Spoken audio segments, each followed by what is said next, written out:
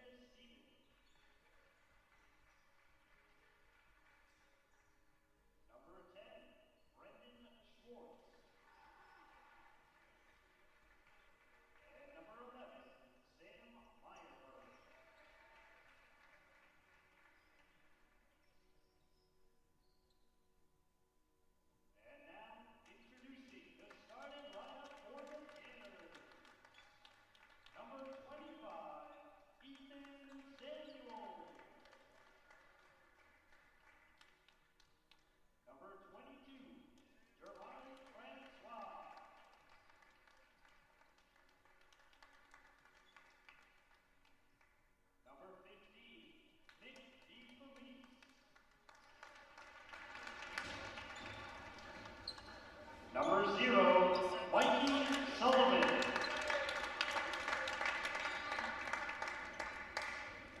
And number 13, Thomas O'Brien.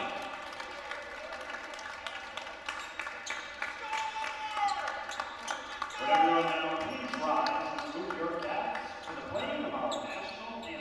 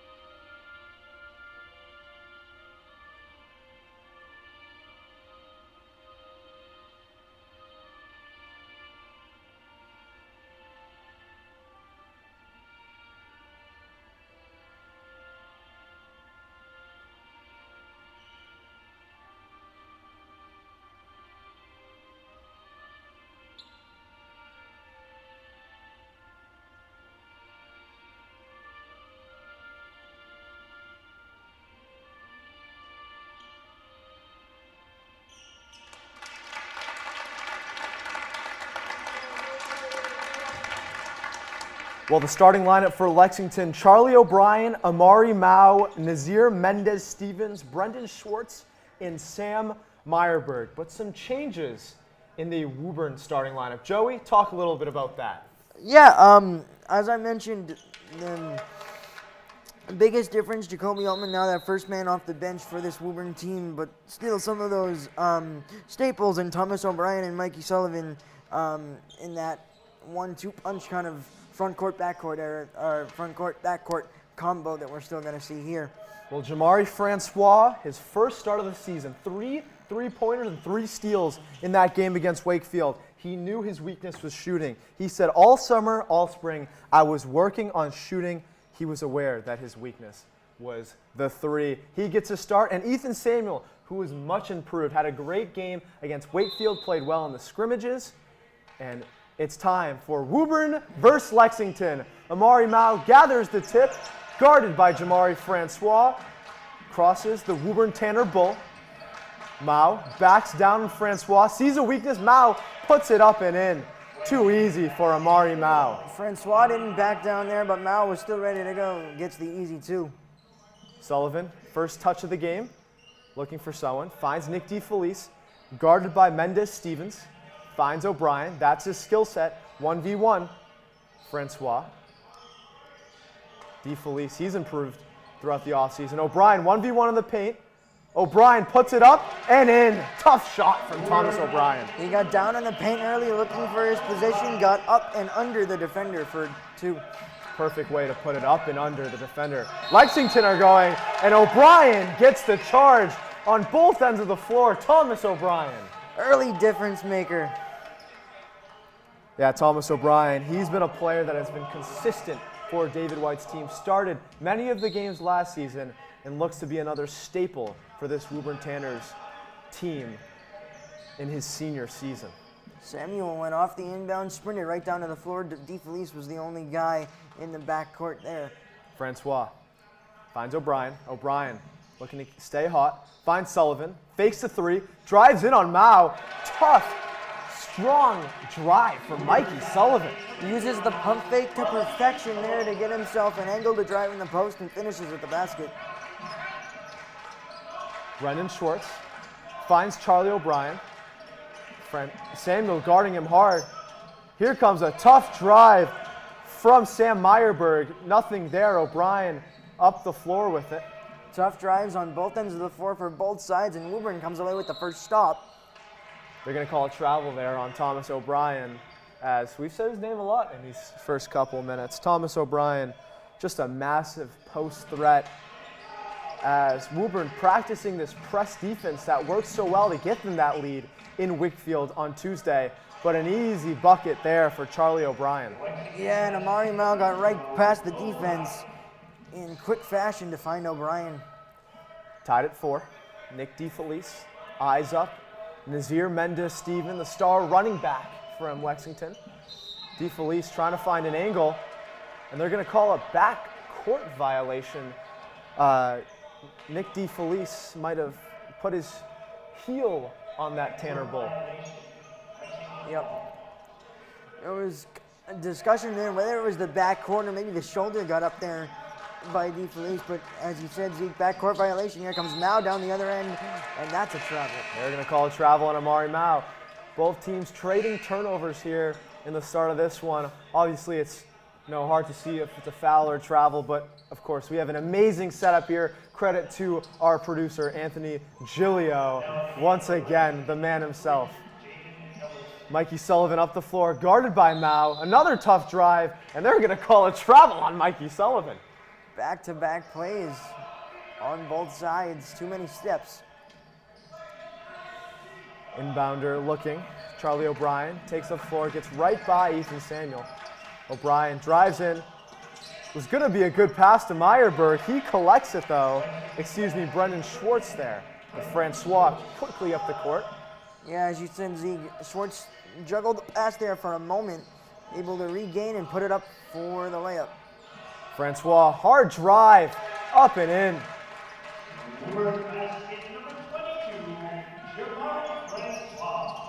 There's that speed again from Amari Mao, as you're seeing.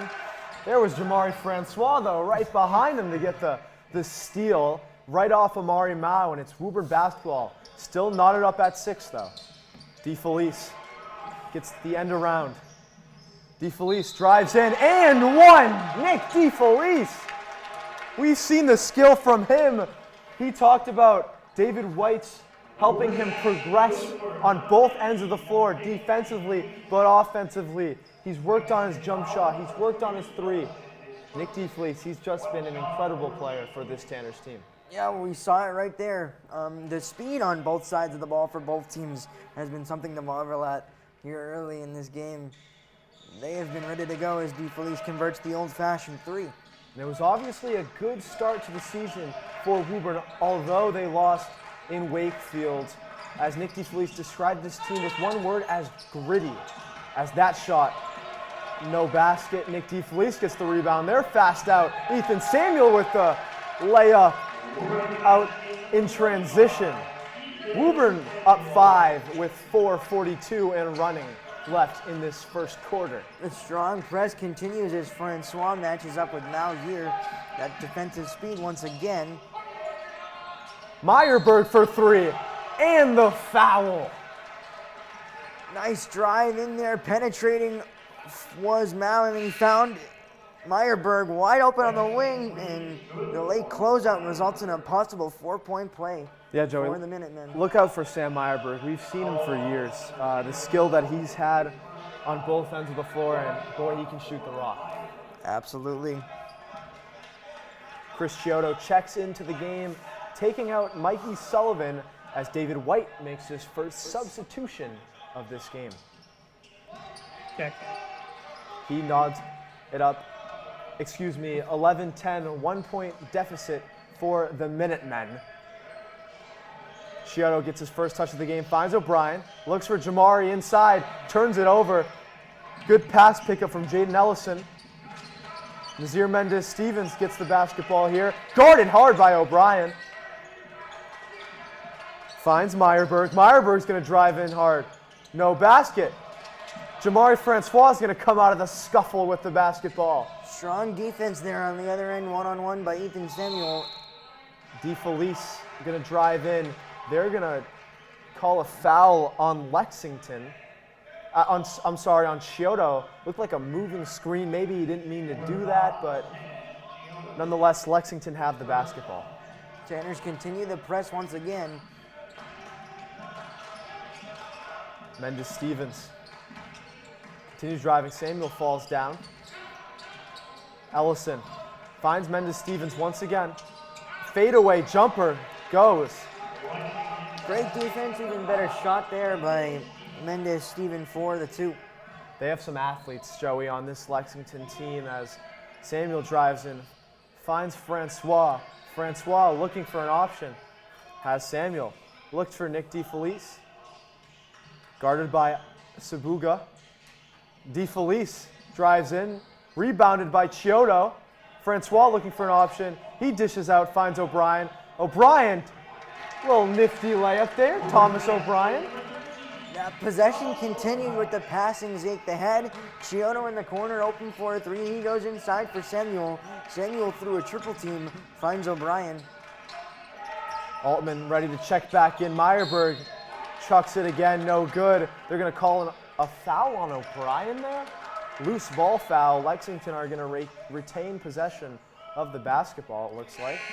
Yeah, Zeke, that was one of those where both guys are going up for the rebound. Unfortunate that O'Brien picks up the foul call. You know, Joey, I'm a very apologetic guy, and it was Sabuga that got called for the foul there, not Thomas O'Brien. Right. Aiden Brown checks into the game as he's gotten a lot of minutes for a sophomore, had a really great freshman campaign on the JV team, just a very tight handle. That's what David White describes him as. Altman drives in, finds a wide open shooter in the corner, no good. That was Chris Chiodo. He struggled to start this season from the 3-point line. Samuel almost had a shot at a steal there. Instead, it's a mid-range jumper. Andrew Stevens gets his first shot. O'Brien turns it over. Looks for O'Brien. O'Brien's going to take a 3. No good. Back rim. Altman fast with it. He's going to calm it down. Jacoby Altman First game off the bench this season. Chiodo with a tough layup. That goes up and in. Beautiful driving and mid-air move to get the angle to go off the glass for 2. Mendes-Stevens stops in his tracks, puts it up. Once again, Nazir Mendes-Stevens playing really well to start this one. Jacoby Altman picked up 4 fouls early in that Wakefield game. Could be the reason why he's starting on the bench in this one, but he has to make an impact here if this Tanners team wants to go far. As a shot missed by Samuel. Samuel drives in hard. No good. Rebounded by Lexington. Still fight for it. Altman gets the basketball. Missed by Altman. Tried to go bank and in, but no good. Plenty of good chances there for the Tanners on the offensive end. Unfortunate that none of them go down, and Lexington able to go right down and get a 2 of their own. Once again, we keep saying it, Joey. Nazir Mendes-Stevens takes the lead for Lexington. Altman in the corner. He's going to drive tough. No good. Too strong. O'Brien comes out of it with the rebound. Find Mendes-Stevens. Find the hot hand. He drains it. Lexington go up 4. Oh, no good there. As Altman gets the and 1. Altman went quick off the miss. He was a flash on the screen, gets all the way down and finds the bucket for 2. Woburn basket good for number 21, Altman.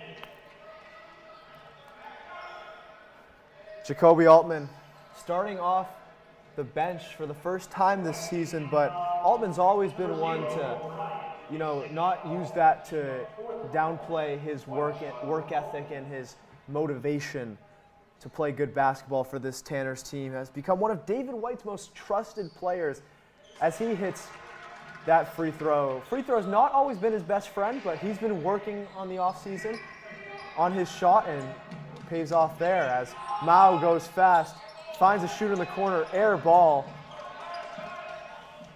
As Jaskarn Bati checks into the game for the first time. Altman looking for Sullivan, finds Bati. Bati looking. Under 30 seconds now to go in the first quarter. Finds Aiden Brown. Like you said, Joey, 7 seconds. Shot clock and game clock separating them. Altman in the corner. Needs to make something happen here. Guarded by Alamondi. Finds Aiden Brown. Altman. They're going to call him out on the line there, and it's going to be Lexington basketball. Yeah, I got trapped in the corner there for a moment. The 6th turnover of the game so far for the Tanners. That would have had to have been a very quick end of the possession as there were only 4 seconds on the shot clock at the time of the out-of-bounds call. Mao out fast. Found Gruskin for the 3. No good. 2 seconds. 1 second. And that is going to be the end of the quarter here. 18-16 in favor of the Tanners. Something we didn't say much last season, but 6 turnovers, like you mentioned before, Joey, one of the biggest weaknesses for the Tanners. How many times did we talk about them turning over the basketball last season? Yeah, I think it goes back to the cliche in sports called self-inflicted wounds, and that's kind of the dictionary definition of how you could describe a turnover in the sense, especially in basketball, giving teams extra possessions. But something positive I want to look at for this Tanners team through the first 8 minutes, the energy seems so much different than anything we've seen from last season under David White. I couldn't agree with you more, Joey. The energy is fantastic. You look at guys like Francois, like Samuel. That could be a reason why David White implemented them in the starting lineup, because they've been great. But I want to bring our audience back to that Wakefield game. They were up 13, 2 minutes left. A lot of turnovers. Turnovers, self-inflicted wounds, lost them that basketball game. They let up a 3 with 2 seconds left to send it into overtime, and Wakefield went on a 9-0 run right out of the jump in overtime to win that basketball game. They need to respond, though. This Tanners team needs to respond as Aiden Brown, right away, trapped by 2, trying to look for someone. Quick press by the Minutemen. But out fast, Jaskarn Bati, his JV partner last year, both improving together as they combined for Check. 2 points. Check. Mao looking, Check. finds a shooter in the corner, no good. Lexington struggling to shoot the three. Aiden Brown out fast. Gets the screen from Botti, steps back. As that pass deflected out of bounds, Tanner's basketball. Nice way to get in the lane there for Lexington, and Tanners will have to reset. Aiden Brown finds Mikey Sullivan, one of the Tanner's basketball, legacy members. As Botti, nice move, no good. Mao gets the rebound, goes out fast, finds Meyerberg. Meyerberg fadeaway shot, no good. Altman comes up with the rebound. Beautiful spin by Meyerberg, just couldn't get the shot to fall. Brown, once again, the screen from Botti. Finds Chioda wide open in the corner, no good. Continues to struggle, but Sullivan there to mop it up, but he just doesn't. Wide open layup, no good. And Botti picked from behind. And Nazir Mendes-Stevens there for cleanup duty. Yeah, the Tanners had Chioda wide open in the corner again for a second chance at a three, but the defense of the Minutemen too strong there. Chioda, once again, another turnover there for the Tanners.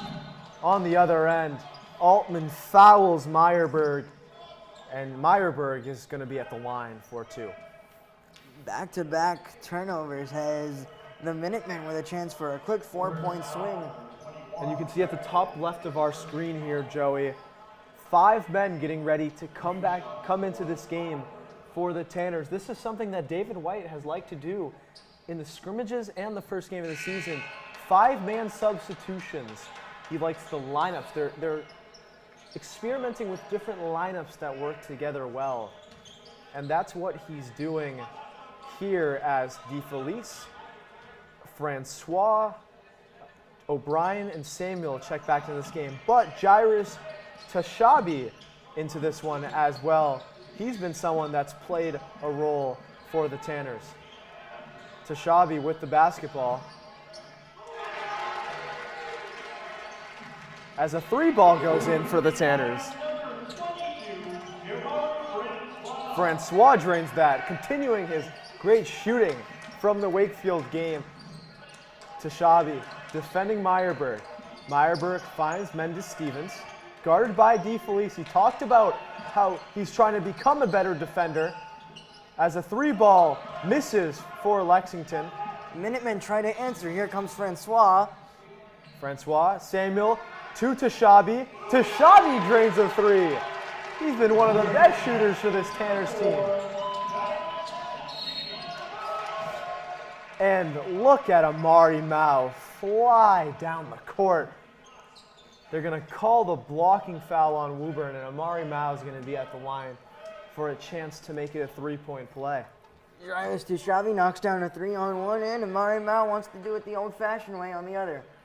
Joey, I want to bring our audience into a flash from the past. It was you and Hadi Bilal, our good friend Hadi Bilal, calling a Woburn-Lexington game where our friend Liam Dillon hit 5 threes in the first half. Woburn were up big in that one, of course, with head coach Rainey Parker. And they just blew that game, and Lexington went on to win. Hopefully this lead doesn't mean that, as Meyerberg puts up a 3. O'Brien with the rebound. He was off balance on the wing, and I'm curious if that might have affected the shot there for Sam Meyerberg. O'Brien, Tashabi. Tashabi hits a second 3 in a row. Jairus Tashabi. Mao, another jumper, no good. O'Brien with the rebound. DeFelice. DeFelice gonna take a deep 3 and drains it. Nick DeFelice hits the celly on his way back to the bench as the Tanner crowd goes nuts. Heat check range for DeFelice as the Tanners knock down 3 consecutive threes to gain a 10-point lead in this ballgame. Zeke, we said it at the top of the show, this is a completely different team than the one we saw a year ago. You know, it's their depth, Joey. It's their depth. You see Tashabi come off the bench. They have Altman. They have Bati, they have Aiden Brown, all these guys making different impacts. But three guys in particular, Brown, Bati, and Tushabi. These three guys coming from the JV level to impact right away is something you really don't see every day from basketball programs. But it's credit to the JV coach, head coach Sullivan, the brother of Steve Sullivan.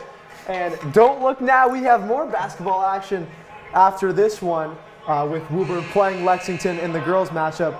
9 players have scored for Woburn. That is something we didn't say last year, Joey. Yeah, that's a testament to the depth that you were just talking about and the trust that head coach David White has in so many more of these players. Couple changes in this one as Tushabi and DeFelice stay in. Samuel guarding O'Brien as he's no good, and the ball's going to go the Tanner's way as Lexington called for a loose ball foul. Again, it was Thomas O'Brien fighting for that rebound, and he gets the foul called against the Minutemen. Defining the word grit, Thomas O'Brien. Francois out fast. Tushabi once again with the basketball. Is he feeling it? Samuel. Tushabi once again is going to take a shot. Lexington read that all the way. Yep. Tushabi a little bit slow of a release there, just his natural release. Not good when you have eyeing defenders there. DeFelice trying to find someone. He finds Samuel. Samuel, DeFelice, guarded by Mendez Stevens. DeFelice, quick move left. He's going to take a mid-range jumper. He's going to hit that mid-range jumper. The confidence in his shot from this year to last is an unbelievable difference there as Maddox Skruskin gets a bucket in the post. Something with high school basketball, Joey. They get out fast. DeFelice drives in. Once again, Nick DeFelice. That's just filthy. Knifing through 3 defenders to the rack. Lexington no good on a 3 ball once again. Francois is going to turn it over though. Amari Mao is going to put that up and in. O'Brien looking. That was a right place, right time situation for Amari Mao. Guessed the pass correctly, got his hand in there and turned it into a layup on the other end. You know, those are the kind of mistakes that lost them the basketball game against Wakefield. If they want to maintain this lead, you can't have errors like that. Sullivan finds Francois trying to respond. No good. Sullivan flying in. Francois cleans it up. Jamari Francois with 2. On a positive note, the Tanners' pace and shooting has allowed them to build a double-digit lead despite all the turnovers. Mao drives in fast, and they are going to call the blocking foul on Thomas O'Brien. That's a controversial call there. Tanner bench was ready to get up and celebrate the charge. But it was O'Brien that was guilty as charged. Along with Altman, another player that lost his starting spot in that Wakefield game was Matt Olson. He makes his first appearance in this one. The difference that Olson was able to make last season was from beyond the arc, but just overall shooting improvement for the Tanners as a whole this year, as we've seen. Meyerberg went in. Matt Olson got the rebound off his miss.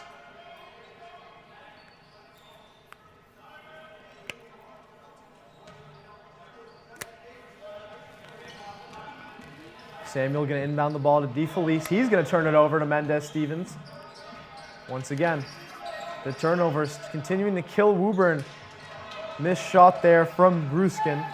Sullivan out with the rebound. Sullivan gets the ball back, drives in, tries to put it up under.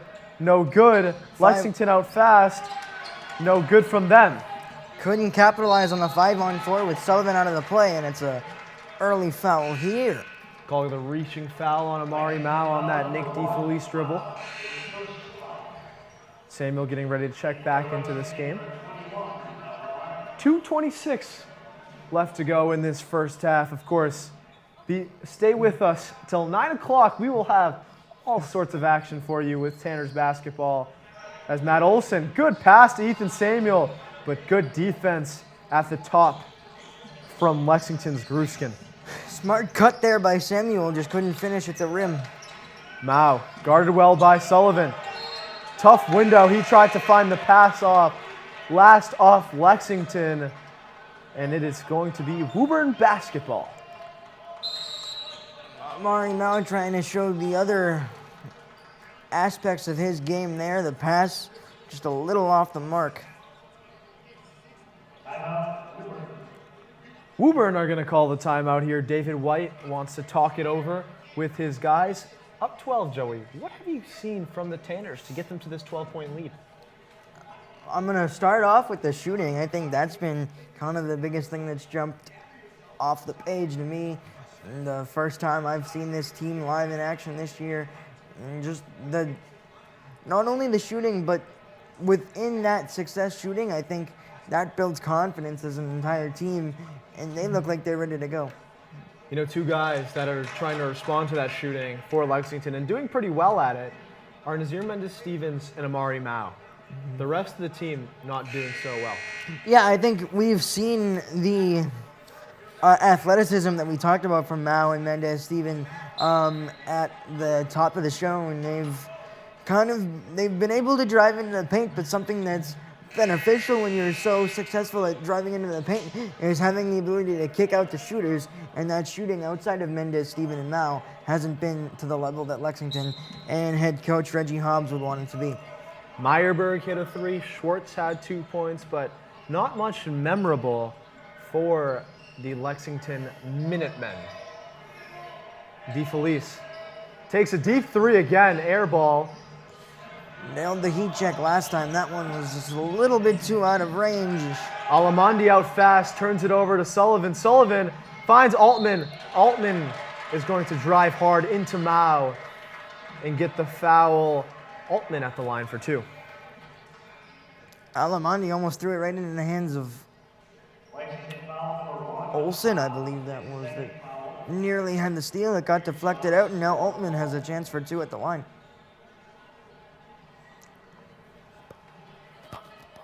We talked about Altman at the beginning of the show, how if this team wants to do well this season and go far like they talk about and like their coaches believe that they can, it's going to be up to guys like Altman to be a leader, a senior leader in his last season and provide a spark, whether it's off the bench, starting. He's really important to this basketball team, and his defense is unquestionably great. Mikey Sullivan back into the game here for the Tanners as well. A drive from Lexington, no good. Francois comes out of the pack with the rebound. DeFelice, eyes up Alamondi. DeFelice, couple dribbles, finds Altman. Guarded by Meyerberg, finds Olson. Altman wants to reset the offense, it looks like. He's swung to 2 wings here now, back outside. Francois finds Olson, turned over. Meyerberg goes up, fouled by Altman. Let's see what number that is for Altman, as he has picked up a couple in the last 2 quarters he's played basketball. Second personal. 2 shots for Sam Meyerberg upcoming. Meyerberg had a nice drive, but the contact from Altman just too much, as the first is good. Bati and Tashabi ready to check back in this one for Olson and Altman.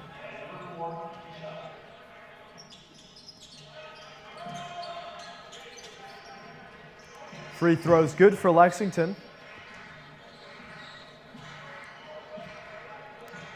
DeFelice, guarded by Mendes-Stevens. Those wide, long arms of Mendes-Stevens causes yet another Tanner turnover here in Woburn. The 13th of the game, and on that one, Zeke, the pass from DeFelice was just simply too tall for Francois. Girls head coach Steve Sullivan said, 12 turnovers, okay. 13, okay, but not more in a game. They have 13 and a half. Tashabi with the rebound. Under 40 seconds to go. Sullivan in the corner. Sullivan trying to find someone. Jamari finds Botti, looking for some strength. Not going to get it. DeFelice going to drive in hard. No good. Lexington with the rebound. Here comes Meyerberg as he puts it up and in for the easy room service layup. You could see some frustration there from Jairus Chusabi on the offensive end. He believed he was wide open in the corner. 10 teammates just couldn't find him. 4 seconds left in this half. You know, the question around Boston right now is who can be the Peyton Pritchard of every team? Who can knock down that last second buzzer beater? Let's see who gets the ball here. Sullivan finds DeFelice. DeFelice gonna take it. No good. Kind of has that Peyton Pritchard build a little bit.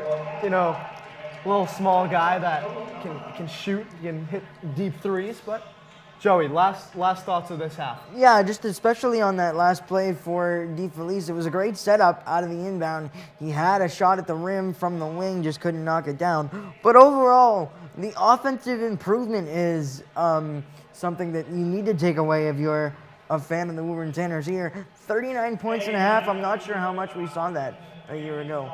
Well, we're going to go to center court for some action of a fundraiser, it seems like, something, a marketing project. So let's go to some knockout on center court.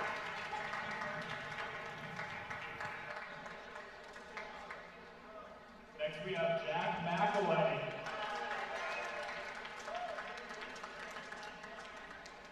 Competing will be Hayden Davis.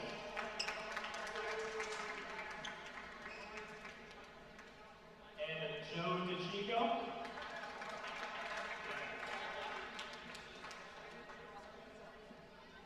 Last but not least, Jimmy Tippett.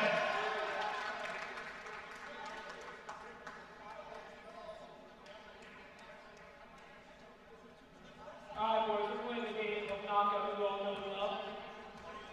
Jimmy, why don't you lead us off here, right? Start it up. Matthew, you can go second. Alright, here we go, we got time. $100 on the line.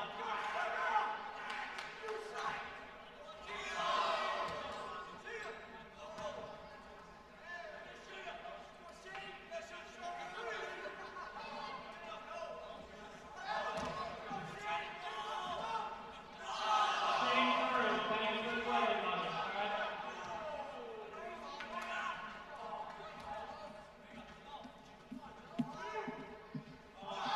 Sorry, Joe, go next time. We got final. Jack Mack, Hayden Davis, Jimmy Tippett. Joe, you are out. Come sit down.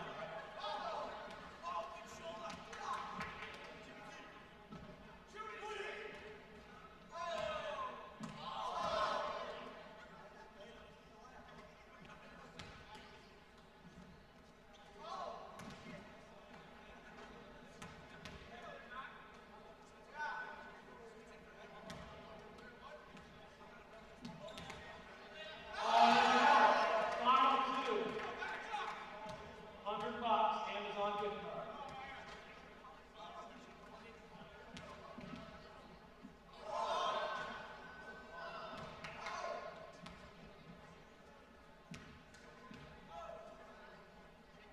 Bang. Congratulations, Hayden Davis, come to the Prince Andrew Senior Prize. Thank you all for joining us in this halftime show.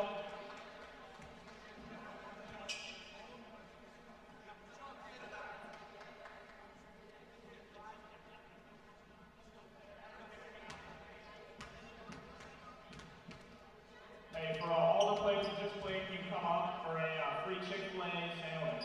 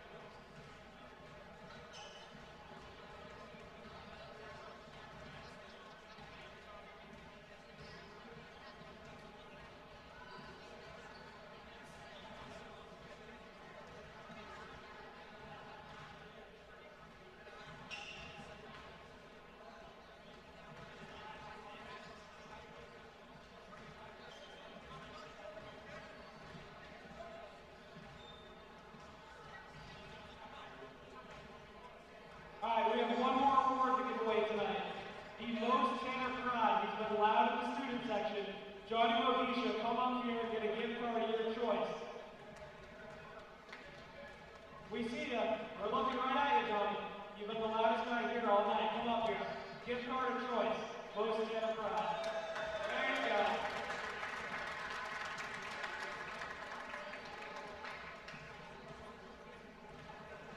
If you got Starbucks, Trumbull, what else you got?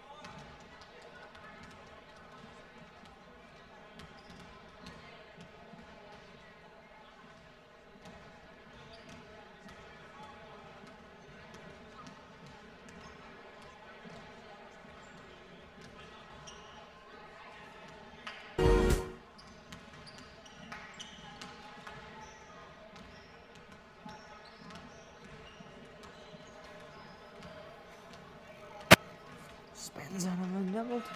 Score.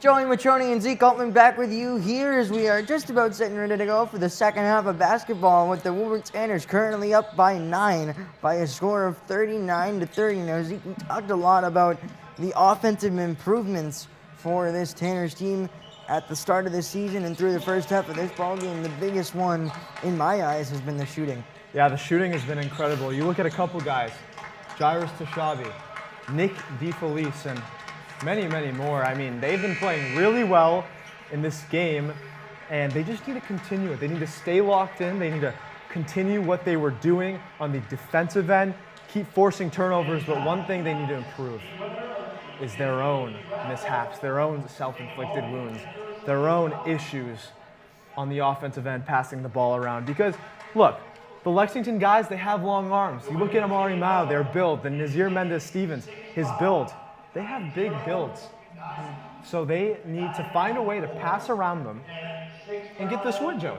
Yeah, looking at that turnover number, 13 turnovers for Woburn and only 5 for Lexington. So big discrepancy there. And then in terms of scoring, looking at Lexington, we talked a lot about Meyerberg and Mendez-Steven, rather Mao and Mendez-Steven, but it's Meyerberg who's leading after the half with 9 points.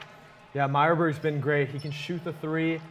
He can drive into the lane, and he's hit a couple tough, step-back floater-like shots in the paint. So he's been really good for this Lexington team, as those are the 3 guys, really, that this Tanners team needs to defend. But Francois with 7, DeFelice with 10, and Tashabi with 6 being the leading scorers for the Tanners. Back underway as Mao got it out into the wing. Outside now, O'Brien driving in. He lost the ball for a moment, gets it back, turns, fires, and scores. One thing you see from Lexington is they're not making many mistakes. Woburn are just playing really well. Only 5 turnovers in the first half. Out ahead, tough shot there as Sullivan attempted it. Now it's Mendez-Steven coming the other way. Swings it court wide for O'Brien, trapped in the corner by Sullivan. O'Brien steps back, jumper, up, no good, rebounded by O'Brien. Good DeFelice slows it down. Now to O'Brien on the wing, points out to Sullivan. He comes and receives the ball in the corner. Now O'Brien looking to work in the post. DeFelice open in the corner.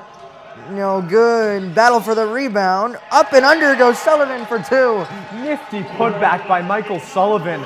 Just got his hand up there, got the ball, and against all odds, he puts that back up and in. No one expected that. Jumper on the other end. Lexington looking to answer. No good. Francois with the rebound and looking to push right down the lane into the corner. Samuel 3. No good. Rebound Lexington. Layup up and good.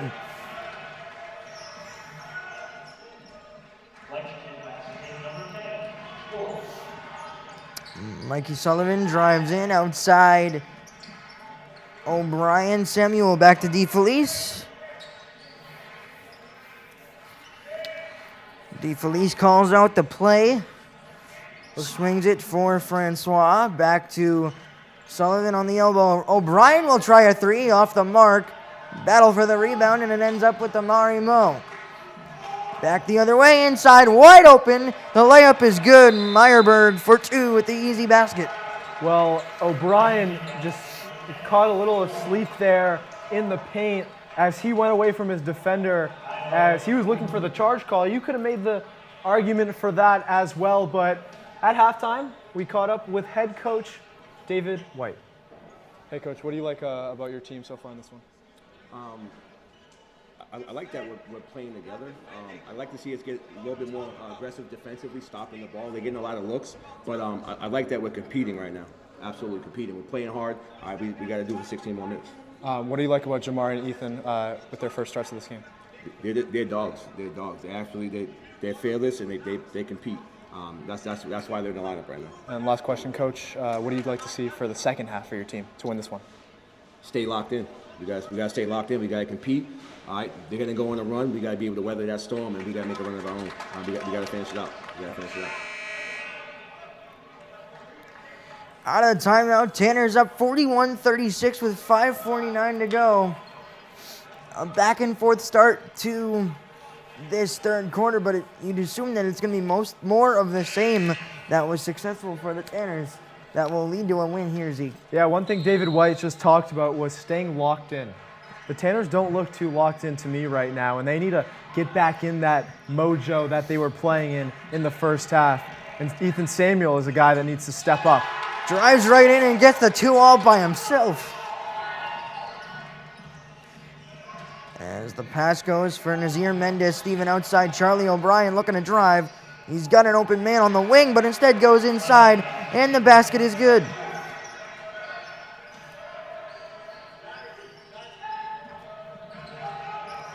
DeFelice finds himself in a double team, looking to get it to O'Brien, but Amari Mau's in the right spot for the steal. O'Brien thought about going to the corner, now goes outside. Mau, dribble, 3 off the mark, and the rebound goes to Francois, flying in. Jump pass out for DeFelice.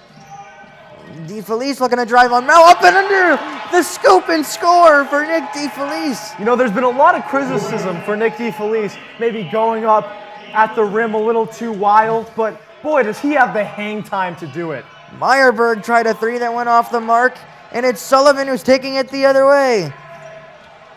Layup doesn't go. Samuel trying to get back on defense. Pass was wide for O'Brien, but Mendez Steven has it. His drive, and the layup is good. 45-44, 27 and counting, as Samuel gets it inbounded to Jamari Francois. That's a double dribble, Joey. I mean, you can't do that. Francois just caught a little bit in two minds there. Wanted to pass the ball, wanted to keep dribbling. Got to make that decision.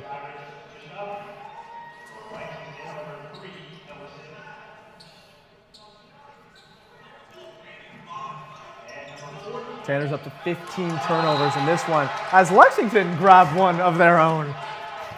O'Brien lost it in the corner. You could see the disappointment on the actions of Mendez Steven there, and the Tanners steal the possession. Don't go anywhere, Joey. Don't go anywhere. This one's going to be fun. Samuel goes long for O'Brien on the wing. Tushabi back in the game as well. DeFelice the hot hand with it out to Jairus. Now into the corner for Ethan Samuel. Pump fake, got his man going up. Firing with the left, rolling around, no good.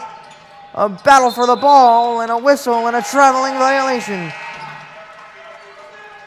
Tanner's just feisty when Lexington has the basketball. You know, it might not be perfect on the offensive end right now, but you can't question their passion and energy. Samuel then down underneath the basket, goes long again. Deep 3, Nick DeFelice off the front of the rim, no good. A battle for it again, and it's ripped away by the Tanners. And on the ensuing pass, Lexington tried to take it away. David White all the way out on the floor, talking to the referees here. Yeah, not happy with that one was David White, as, you know, that, you couldn't really see what that call was. It looked like O'Brien got the ball. It was a little rough, but. Now a conference here as both teams will have a chance for a pseudo timeout. And after discussion, it looks like Ethan Samuels setting up to inbound this basketball. And it's a foul going against number 3, Jaden Ellison, which is how the Tanners keep possession of this basketball, as Samuel goes long for DeFelice, and now 2 defenders come to trap DeFelice. Gets it out to Tushabi. And the shot from the corner is good. Chris Giotto knocks one down from distance for the first time in this game. Mid-range jumper is a good answer there by number 11, Sam Meyerberg, for Lexington to get the deficit back down to 6. We've seen Chris Giotto struggle all season long with the three-point shot, but that came at a big moment. But Meyerberg, cold-blooded kid, responds once again. O'Brien comes and sets the screen for DeFelice as he finds Samuel. This pass to Tushabe is intercepted by Ellison, and here comes Mendez Steven going the other way. Meyerberg swung. Back to Meyerberg, guarded by Tushabe. The spin, the mid-range jumper. This one's off the front of the rim, no good. Deflected and out of bounds. Tanners can't keep it.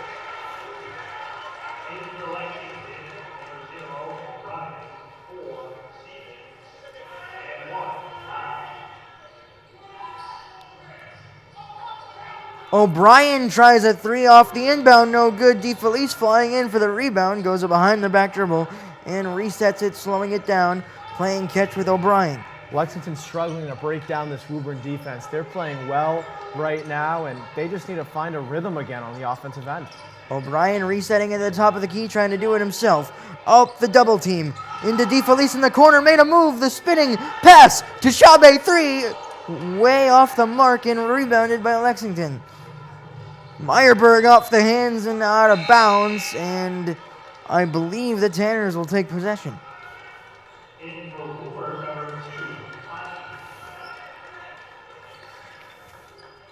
This Lexington team plays 10 deep, and we've seen all 10 of them consistent as Bati's trying to keep hold of the basketball as they're going to call him for a foul. You mentioned it, Zeke. Just gotten Bati back into this ball game here with the Tanners up 48-42 and 2:17 remaining in this third quarter. A very closely contested game so far. Despite the fact that the Tanners have been up by double digits, at times in this game you never felt like Lexington was that far away. Well, you know, the Tanners going with 11-man rotation, it's hard to find consistency. O'Brien open in the corner, his 3 off the mark. Mao got knocked down by Samuel, and I believe that's where the foul is going to come. See, that's something that I don't understand there from Ethan Samuel.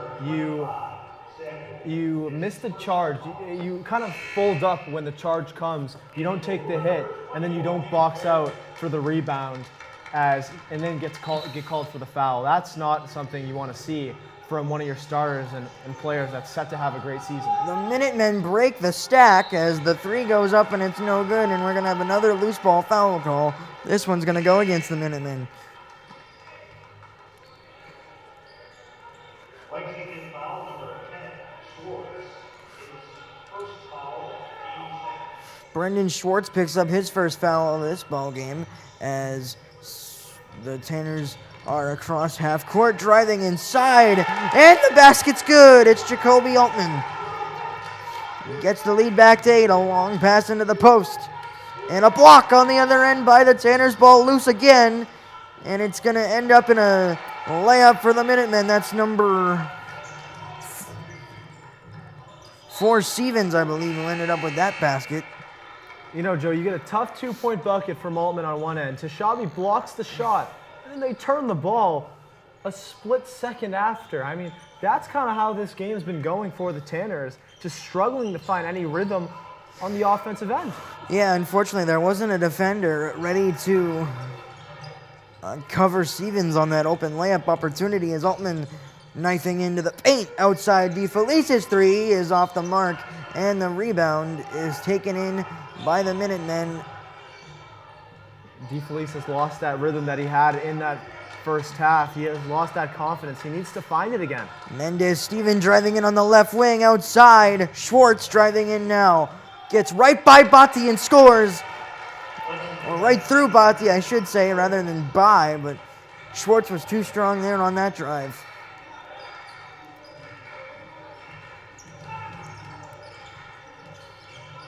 Altman back out for DeFelice on the right wing.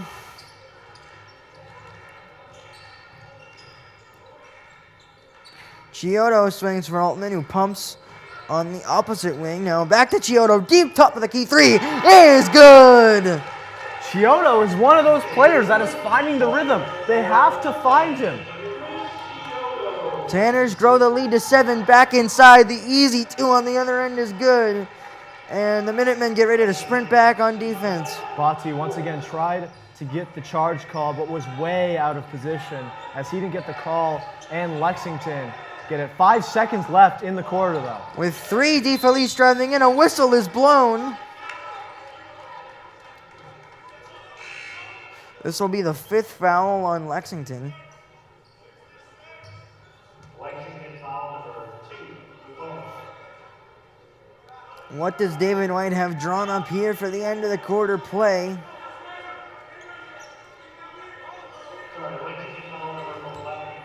Altman set to inbound underneath his basket. Fakes the pass now way out and was looking for DeFelice. It's stolen. And the long distance 3 is off the mark. And at the end of 3, it'll be 53-48 Woburn.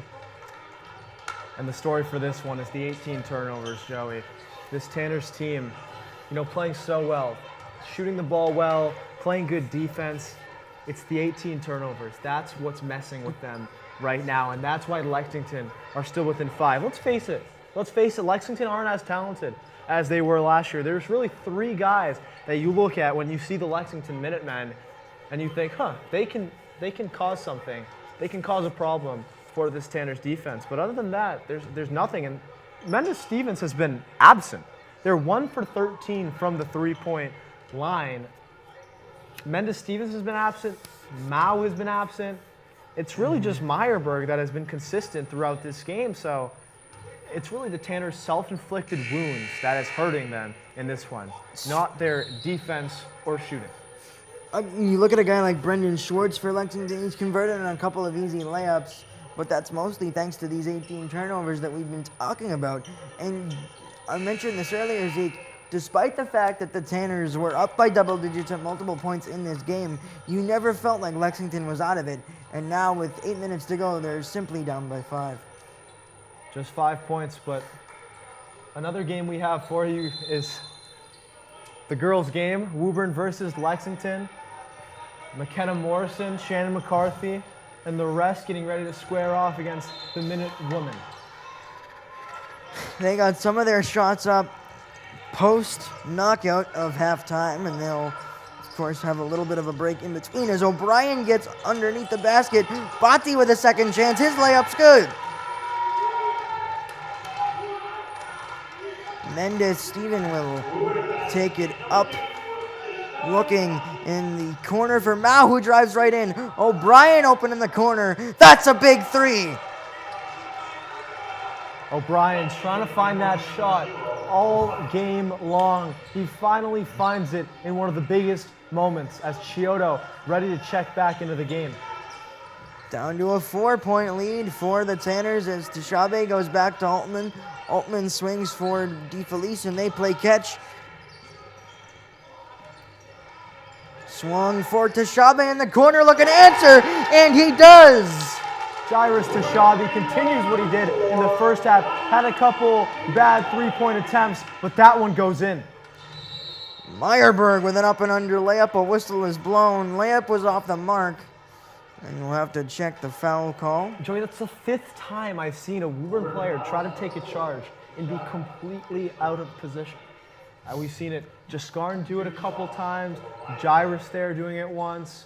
It's simply a craft, and if they want to learn from a player, that would be Thomas O'Brien on how to take a charge. Jacoby Altman is pretty good at it too, but this has to be kind of a calling card to go to some of your leaders and look at that and see, how do I take a charge? How do I make an impact on the defensive end like those leaders do? Meyerberg knocks down both from the line as sophomore number 11 Aiden Brown checks back into this ball game, and he'll have the ball here guarded by Mendes-Stevens. A big task here for the young sophomore, being tasked with handling the ball in the 4th quarter of a close game in the Middlesex League. As O'Brien driving right in the post, the double team came from Mendes-Stevens, and they were going to call a grab on there for Nelson Mendes-Stevens, and it's the foul.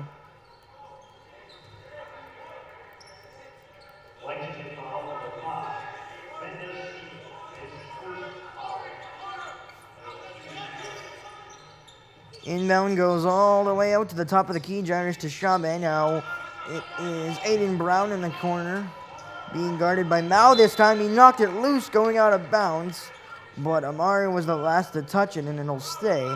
Yeah, great defense from Aiden Brown. That's a guy that hasn't really got his feet wet since the first half of this one. So just credit to him to always be ready, always stay ready, and he looked ready right there. Chiodo just past the Bull logo, swings it back for Aiden Brown, who moves towards the top of the key, guarded by Amari Mao. Tashabe tries another 3. This one's too strong, and Mao's there for the long rebound. A long pass ahead. The layup is up, no good.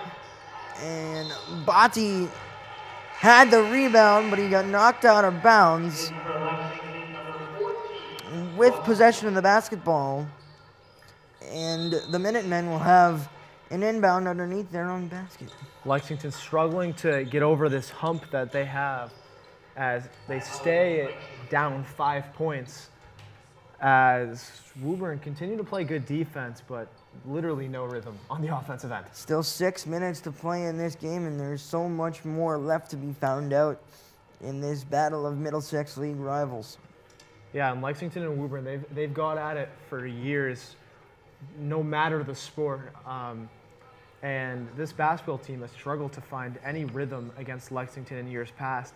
There was a game in Lexington last year where the Tanners came back to cut it to 5 after being down about 20, but they haven't found rhythm ever since they cut it to 5 about a year ago. So 5 might be the magic number in this matchup. We will soon find out with still 6:03 to go as we take a look at the leading scorers. Sam Meyerberg up to 15 and DeFelice with 12.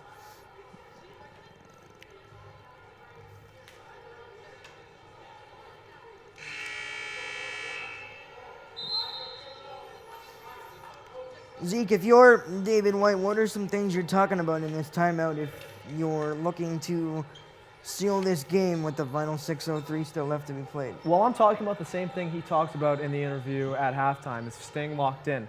They weren't locked in to start that second half. They got back locked in, and they needed to stay that way for the last 6 minutes, but especially when passing the basketball. And it's going to be backcourt there for the Tanners. Tough defense there by Thomas O'Brien. Forces the turnover out of the Minutemen, and they combat their own turnover on the rebound by forcing the backcourt on the other end. Ethan Samuel into the corner for Bati. Strong drive and a foul. Yeah, Jaskarn Bati really taking his next step on his basketball journey from junior varsity to this year. You can see the strength that he's built in his arms. You can see the skill that he's built on the offensive end. Kind of a nifty little player, but he's got to hit his free throws. Down the stretch late. Free throws are some of the biggest opportunities to grow and or dwindle the lead no matter what side of the scoreboard you're on, as Bati goes 0 of 2 from the line and the Minutemen dodge a bullet there. O'Brien goes cross court for Meyerberg. Meyerberg the handoff with Mendez Steven. Outside O'Brien, top of the key, rises, fires, no good, and an offensive rebound. Amari Mao back to O'Brien, second chance. This time he doesn't miss. And it's a 2-point game. Something that Woburn talked about over and over again after that blown lead in Wakefield is don't let it happen again. Bati tries to answer, no good. Rebounded by O'Brien. Tough layup, doesn't go. A battle for it. Amari Mao comes away with it, and O'Brien with some tight defense. It's across the Bull logo. The floater is up and good, and it's a charging foul again. O'Brien is there in the right spot. Thomas O'Brien, I mean, he's the maestro, he's the king, what do you want to call him, Joe? All of the above. He's just Thomas O'Brien. He's just Thomas O'Brien, the charge master. There you go. Thomas O'Brien does it again on the defensive end, but someone needs to respond on the offensive end to help him out. Looking to grow this lead from just a bucket as DeFelice takes it, being guarded by Nasir Mendez Stevens. Francois gets it to O'Brien. O'Brien top of the key. Sullivan back into the game as well. Back out to Nick DeFelice. Sullivan wants a three. No good. Fight for the rebound, and Lexington away with it. Look at Gruskin. Just tuck it away from Michael Sullivan. Meyerberg trying to do it himself. Another whistle. O'Brien hit the deck again. This one looks like it's going to go on him. Yeah, I don't think he meant to take the charge there. I think that just the pure power of the Lexington player took him down. The third time this half that Lexington has gone with a stack out of the inbound play. This one deflected out of bounds as Charlie O'Brien checks back into the game, taking out number 4, Andrew Stevens, and Lexington goes right back to the stack formation. Drive on the layup is no good by number 11, Sam Meyerberg. He'll have a chance to go to the line for two and tie this game up with 4:23 to go. Just incredible fight from the Minutemen here to come all the way back. 4 fouls on O'Brien. That is something to look at heavily throughout the game. We'll make sure to update everyone on the foul numbers. Meyerberg knocks down the first, cutting the lead in half. And this one here will tie the ball game up as we're going to have the sub for O'Brien. It's a short break for Deshkarn Bocci, but right back into the fray here as Meyerberg knocks down both. 58-58 with 4:23 to go. Man, is this going to be a good one as we head towards the end of this ball game. We need a winner as Francois lost it out of bounds.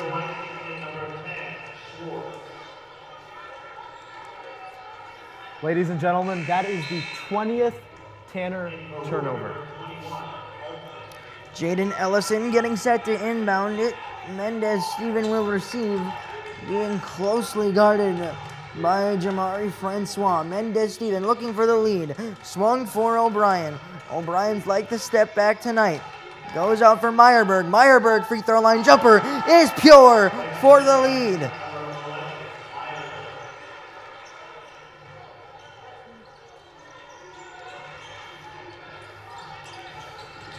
Jacoby Altman driving in, swung for Botti. Botti with a whistle. The layup doesn't go. You know, Joe, you can drive hard all you want and get to the line, but you got to hit your free throws. Let's see if Botti can do it. O'Brien picks up his third foul there. 19 points, by the way, for Sam Meyerberg. He is lighting this place up tonight.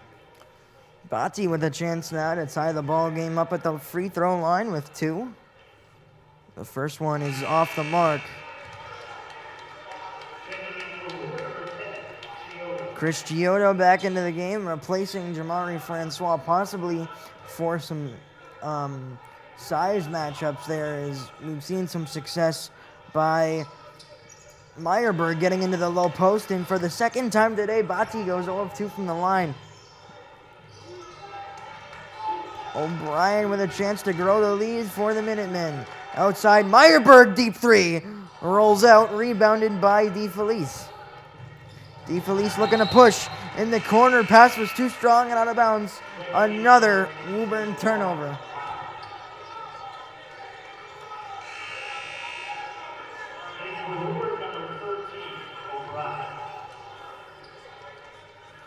A quick rest for Thomas O'Brien with those 4 fouls.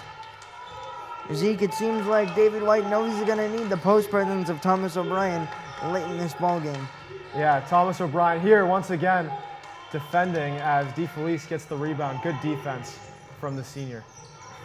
DeFelice nearly loses it on the defense from Mendez Steven. Altman looking to get open as O'Brien comes with the double team. Sullivan, wide pass. He takes the drive. Altman tries a corner 3 off the mark and rebounded by Mendez Steven. Out ahead, Meyerberg away, and the layup is good. Lexington are starting to feel themselves, and Sam Meyerberg has put up 21 points on the Woburn Tanners. David White wants to talk it over with 2:46 to go. The Minutemen have stormed back for a 4-point lead, 62-58. It's unbelievable, Joe. It's unbelievable. I mean, what happened against Wakefield on Tuesday, and then to bring that into today against Lexington and kind of do the exact same thing, just in a smaller aspect, it's not very pleasing if you're a Tanner fan right now. Yeah, Zeke, but if I was to say one thing, you can't look at it as if you were going to do the exact same thing for 2 games in a row. It's still 2:46 left to go. You're only down 4. There's plenty of time for you to come back, take the lead, or maybe even send this game to overtime. Oh, don't worry, Joe. I didn't say it was over. I didn't say it was over. I'm just looking at and comparing because, look, when Wakefield came to tie it back, it was going into overtime. There was a chance.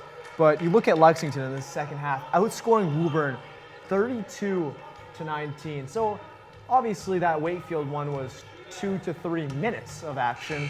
This Lexington one is about 11 to 12 minutes of action. There's, there's differences, but there's also similarities. Absolutely. But we still have just under 3 minutes until we decide a winner in this one, as Jacoby Altman, the veteran senior guard, in late in this one, going right at Mendez-Stevens, now goes outside to Sullivan. Now DeFelice looking to reset using a screen from O'Brien. Instead tries a deep three, rattles around the rim, no good. Mendez-Stevens away with the rebound. The baseball pass ahead, and the layup is good. That was Brendan Schwartz that time on the long pass by Mendez-Stevens. He converts, and it's a 6-point Minutemen lead. Pass goes off the hands of Altman. He gets it back outside O'Brien. O'Brien hits the deck, gets it to Chiodo. Chiodo drives in. Layup doesn't go, but he'll have a chance at the line for 2. Chris Chiodo trying to will his team back in this game. Hit the 2 threes earlier. Getting to the free throw line here as we look at Tashabi, Francois, and Samuel getting ready to check back into this game.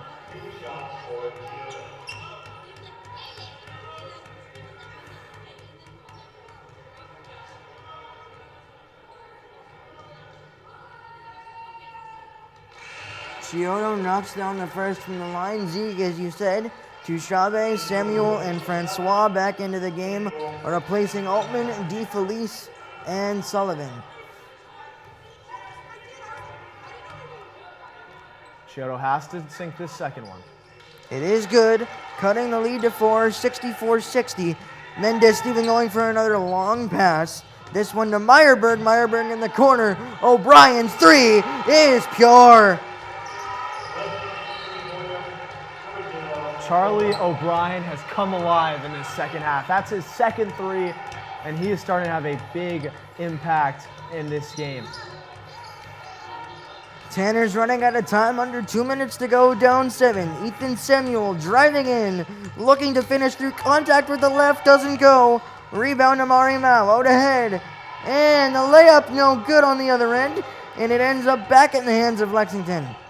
Outside Meyerberg, looking to reset, swung wildly for Mendez-Stevens. O'Brien thought about another one, this time drives in, can't finish the layup through contact, ball loose again. The Tanners can't get on it. That's 2 times, Joey. The ball was right in their hands. I mean, the Lexington were begging, please grab the ball and go on offense. They didn't do it twice, and Lexington retained possession for another time as a timeout called. A tough spot here if you're head coach David White and the Woburn Tanners, down 7 with just 1 minute and 21 left to go. Running out of time to erase this 7-point deficit. If I'm David White, Joey, I am begging. Just take control of the game, play with composure, and pass the basketball around the arc like you were supposed to. That's all it is. Basketball is a very simple game made hard by humans. And that is something that they need to do. Find your shooters. You have Tashabi in the game. Francois hit 4 threes in the last 7 quarters of basketball. These are guys that can sink threes and get you back into this game in no time. I mean, look at Wakefield. 13 points, 2 minutes, light work. Dust the shoulders off. Woburn can do the exact same thing. That passing, Zeke, that you're talking about is a big reason why the shooting was so successful. So those 2 things kind of going hand in hand and are going to have to go hand in hand here in the final 121 if David White and company want to make this comeback.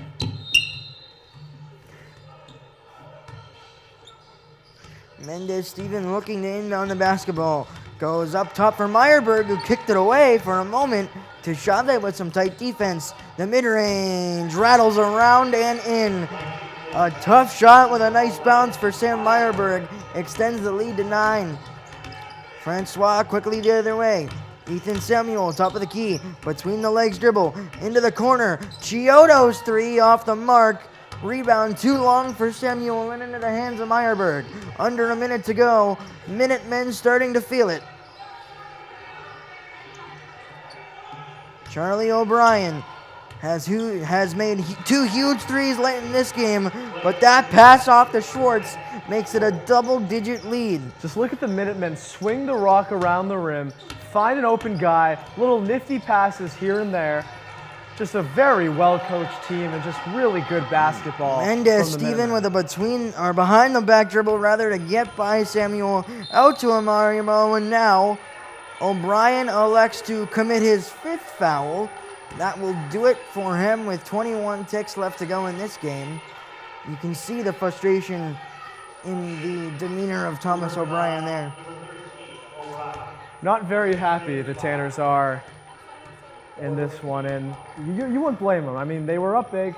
They were up big in that first half. You know, they fought hard throughout the third and fourth quarter, but in crunch time, it was all Minutemen. It was all Lexington. Out of the stack, O'Brien comes away with the ball, and Samuel commits the foul.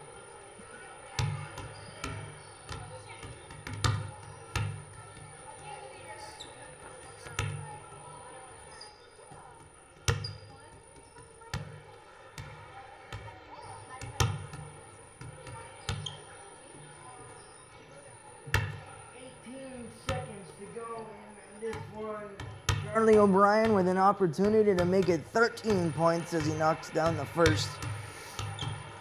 It's not the result that the Tanners want in these two games, but still some improvements coming out of last season for David White and these Woburn Tanners, Zeke. Yeah, and I mean, you look at the two games they've played. I mean, they've worked hard. They've played good defense. Their offense has been there in terms of their shot, but I mean, the way they're passing the basketball is not acceptable. And I know the Tanners, the players agree with that. I know the coach probably agrees with that. That's the only thing that's the only ingredient left out of their recipe right now. You add that ingredient in, composure, leadership, take care of the basketball. All three really mean the same thing. You add that, and it becomes one of the best meals in all of Woburn. Tanners playing tight D until the final whistle blows as they commit another foul with a second left to go. And Meyerberg can make this a 13-point victory for the Minutemen if he knocks down these two free throws. First one good, 74-62.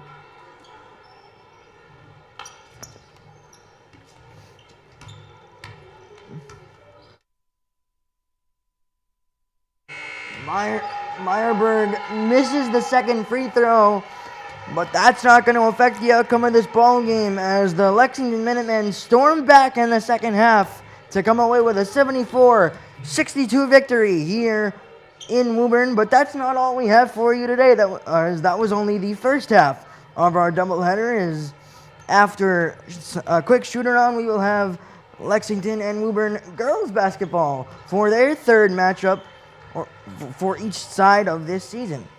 Yeah, and we are ready to watch some girls basketball, but just a quick recap of this Woburn boys basketball game.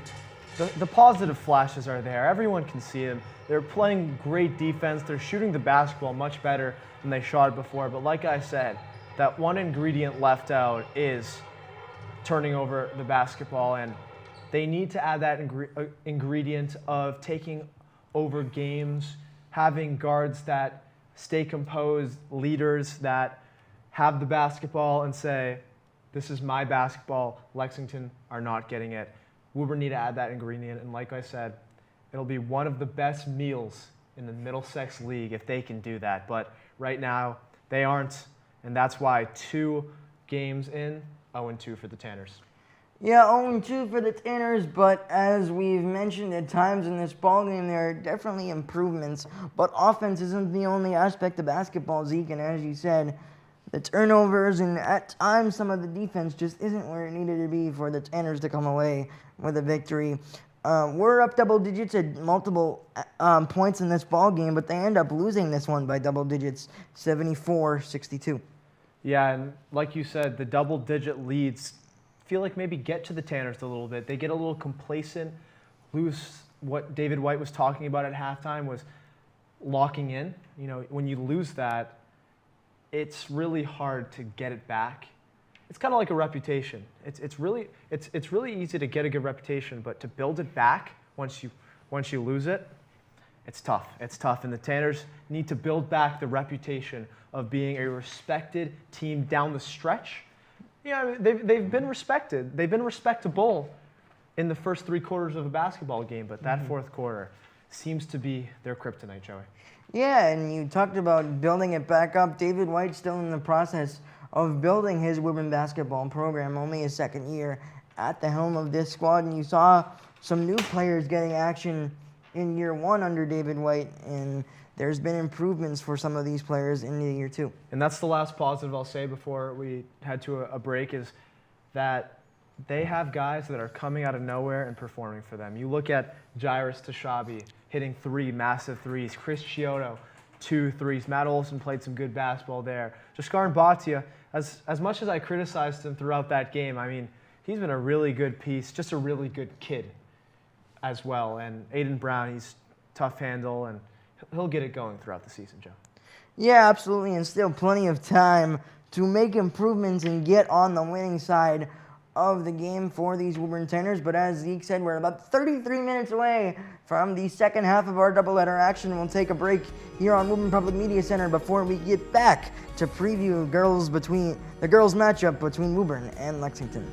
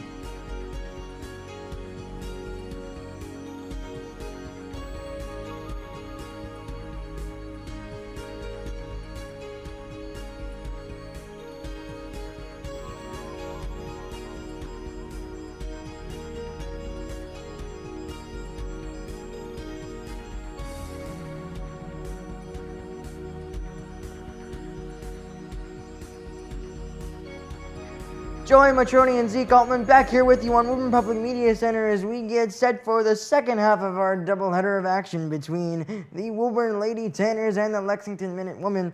Now, Zeke, these Lady Tanners have had some turnover in terms of seniors, but the core still remains the same in McCarthy and Morrison. Yeah, McKenna Morrison, Shannon McCarthy, Jalen Cuniff, Brooke Tuzlow, all four of these players continue to play at a high level for the Steve Sullivan-led basketball team. But there are some lacks when it comes to the defensive end because Riley Morgan was someone that played just a big, massive role on the defensive end, and they need to find a way to fill that gap. And they have many ways to do it. Joey, talk about that. Yeah, I would say They haven't beaten teams by the margins that they used to. Stoneham wasn't that big of a win. Wakefield was pretty big, but it's just not what they did last year and the year before that. But, Joey, they are very much capable of doing that. Yeah, and we've talked about already some of the familiar faces and some changes. And Zeke, you caught up with Coach Steve Sullivan to talk about some of these differences and similarities of this season so far through the first two games. We're here with head coach Steve Sullivan. 2 wins to start the season. What's something you want to take from those in this game against the Minutemen? I think we did a lot of good things in the first couple of games. I think we're kind of learning our identity as a team. I think we really played our best basketball in that second half against Wakefield. Kind of came together. We're working on learning each other, playing together, and really working on cleaning things up on the defensive end. But the girls are working hard. I'm super excited for the season. I think these girls keep getting better every week. You lost Riley Morgan, a captain last year. Who are the players that are coming to take their place? We lost a lot of key players last year. We lost senior leadership in Riley. We lost it in Amari. We lost it in Jasmine. We lost it in Sophia. So 4 seniors have been a huge part of the program for a long, long time. So right now people are just learning roles. Shannon McCarthy and McKenna Morrison have played a lot of basketball. Brooke Tuzlow, Jalen Cuniff, they've been around for a long time. And they're kind of bringing the younger players along. So the quicker we can come together as a team, develop roles, and get better week by week, the better we're going to be. This Minutewoman team has started off the season slow. What do you expect from them at the start, and what do you want from your team to start this game? I always tell the girls it's about how we play, not who we're playing. We're playing the Lexington team that's very athletic. They got 2 tremendous guards. Steve Sullivan does a great job with them coaching, tremendous coach. So we have to be ready to play. They're really going to get their best effort. They're coming out with all guns blazing, so we're ready to go. Good luck, Coach. Thanks, bud. Appreciate it.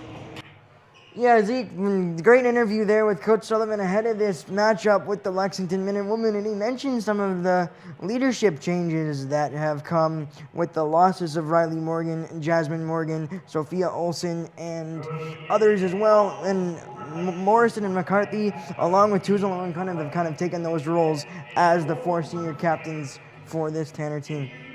Well, yeah, and it's been really a together effort. That's what it's been for the last 2-3 years with the Steve Sullivan team. You remember back to the days of Carly and Casey Dangora. You moved to Cindy Labissiere, Hannah Surratt, Megan Quayle. Last year you have Riley Morgan, McKenna Morrison. This is the first year where their core last year, besides Riley Morgan, is still here. They have the chance to put together a run that we've never seen in Woburn High School basketball history before. Yeah, Zeke, I'm excited to see how this one plays out, but now we'll head down to courtside for the remainder of our starting lineups and the national anthem.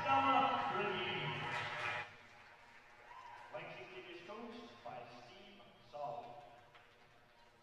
And now, introducing the starting lineup for the Tanners. Number 24,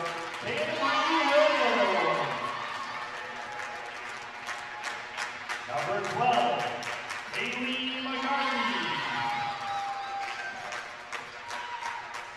Number 22, Captain Brooke Tuzlow.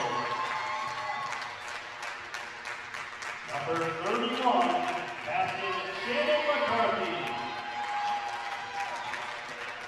And number 1, Captain McKenna Morrison. Woburn is coached by Steve Sullivan.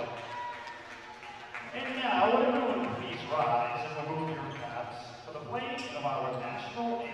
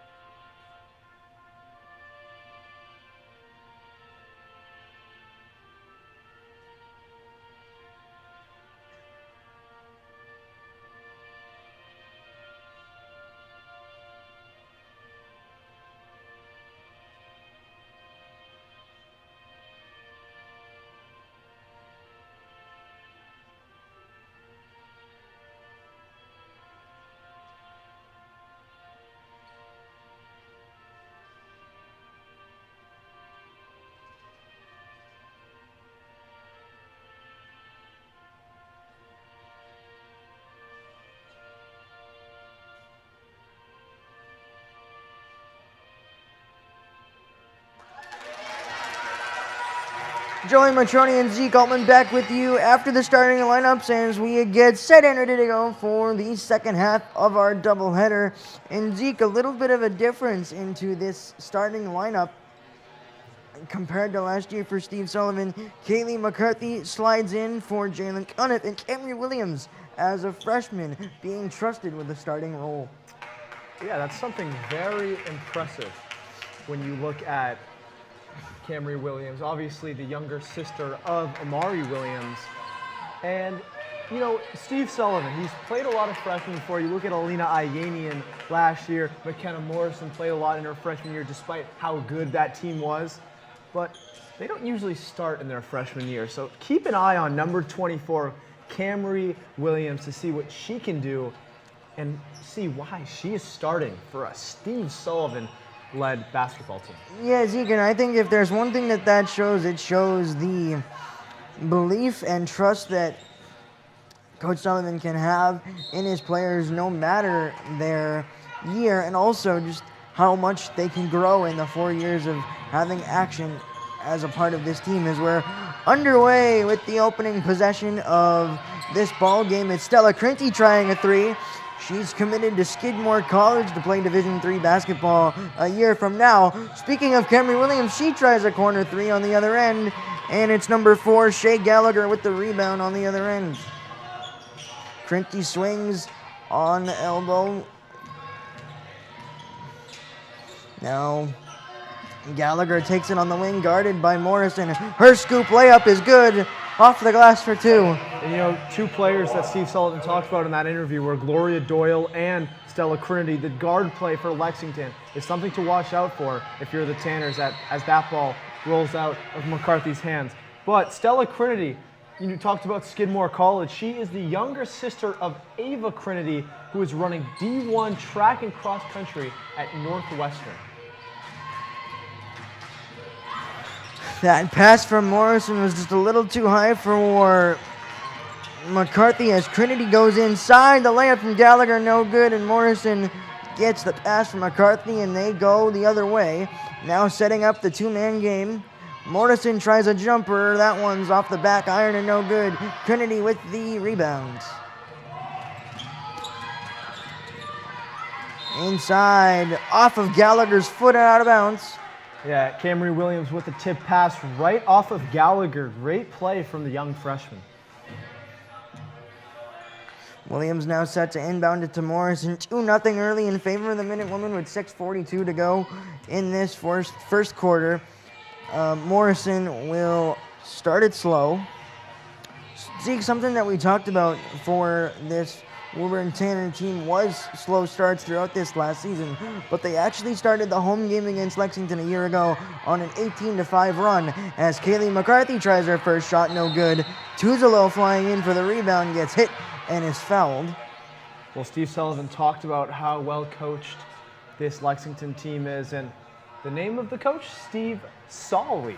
Very, very different, yet very similar at the same time. My mistake, no foul on that last play there as Fortier gets her first touch of the ball game outside. The three goes up for Crinity and it's good. And this time it's a 5-0 run for Lexington to start this game. Morrison, you know, not at 100%. She started this season with a boot and she is trying to get back to her level. The three from Williams rattles out after the offensive rebound from McCarthy. She gets 2 on the same possession, but it rolls out of bounds, and Lexington, with their fast start, will have a chance to grow their lead. Quick subs there as Tuzalo and Kaylee McCarthy come out, as Cuniff and Ianian come into this basketball game. Excuse me, not Cuniff, it's Riley McCarthy. Fortier guarded by McCarthy, swung for Doyle. Now the drive inside. Open teammate outside now. That's Gallagher on the top of the key, closely guarded by Morrison. Gallagher's floating layup doesn't go, but she's fouled and will have a chance to go to the line for 2.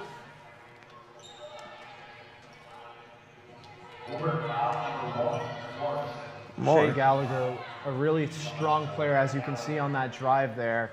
Really took it to the Woburn defenders and amongst the trees, put up a shot, got the foul called in her favor, and she's at the line for 2. She misses the first of 2 there, so the lead will stay at 5-0 for the time being.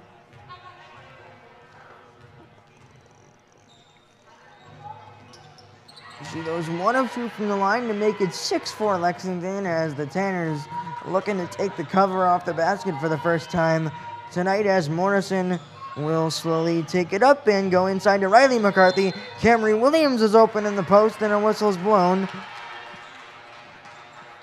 And a foul there.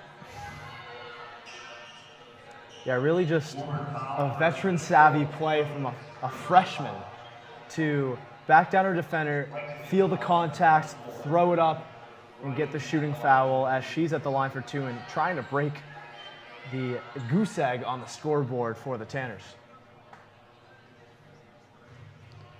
The southpaw settles down at the line and knocks down the first from the charity stripe to break that goose egg, as Zeke said. And Williams goes 2 of 2 from the line for the first points of this game for the Woburn Lady Tanners. Under 5 minutes to go in this first half, as Fortier works with Kennedy at the top of the key.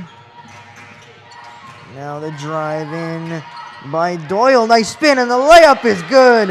A beautiful move there by Gloria Doyle, spinning for 2. Yeah, just the spin move and then the up and under was beautiful. But here's Riley McCarthy, who hits a 3. We saw her all playoff long last year, drain 3 after 3, whether it be against Peabody, Andover, Bridgewater, Raynham, even against Bishop Fiat and UMass Boston. She was doing a job. She answered the call there, cutting the lead to 3.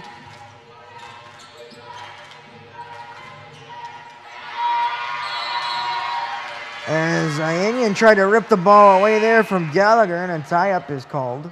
You know, Alina Ianian is one of those players you do not want to play against, but you love to have on your team. She reminds me a little bit of Marcus Smart in that way, as she is just such a tough defender. But we see Jocelyn McDonough come into the game. She was out all last season with an injury, but finally makes her first appearance in the Tanner Gym. Francesca Caruso also in for the Lexington Minutewomen. That's number 11 on your roster.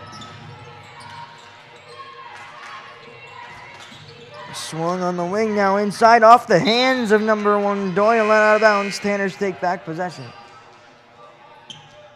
Of course, the McCarthy twins, very good swimmers in their own right during the fall, but basketball is obviously the priority now. Morrison slowing it up, going across the Tanner logo. Backing down in the post, find Kaylee McCarthy. The open man is McDonough, off the mark.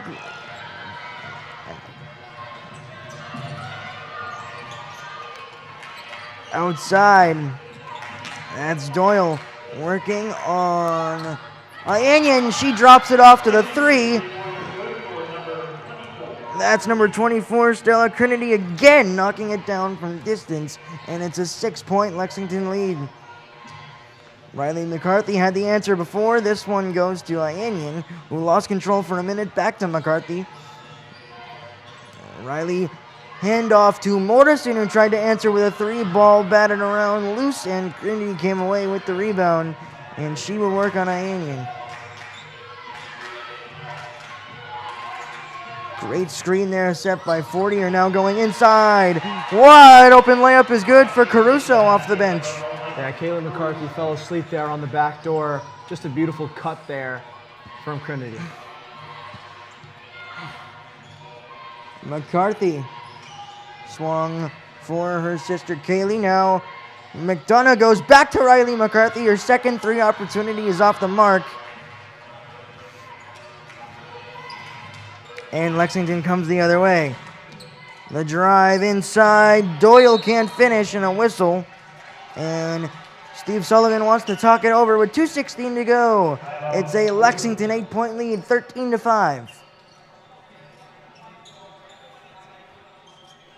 Yeah, and Lexington continue to push the pace on both ends of the floor. The defense, they've been great. Woburn are having trouble scoring the basketball, but on offense, their players are making the right plays. You look at their guard play with Doyle, Gallagher, Fortier, Trinity. They're all playing well, making good cuts, good energy, good shooters. I mean, they're just doing all the right things now. If you're Lexington, you know, we talked at the top of the show about how Lexington are averaging 30 points per game to start this season.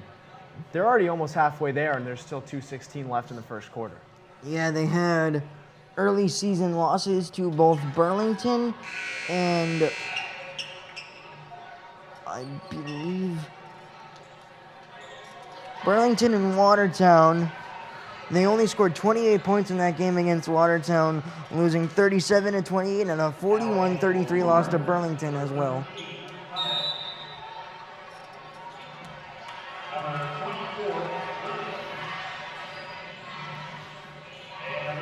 Camry Williams getting her first opportunity to handle the ball in this game.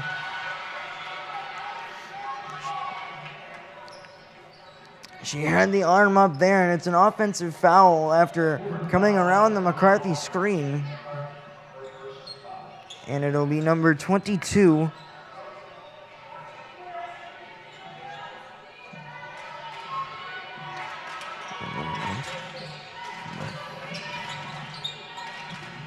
Doyle driving in, looking outside. Now Gallagher will try the jumper. That one's off the mark and quickly rebounded by number 4, Haley Adamovich, who lost their way. And it turns into a layup on the other end by Lexington.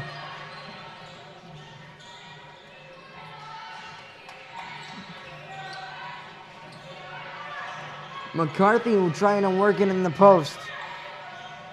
Left hand layup doesn't go, in a rebound by Lexington, and they are looking to grow their already double-digit lead as Trinity takes it the other way. She'll pull up from distance, no good, and Cuniff comes away with the rebound.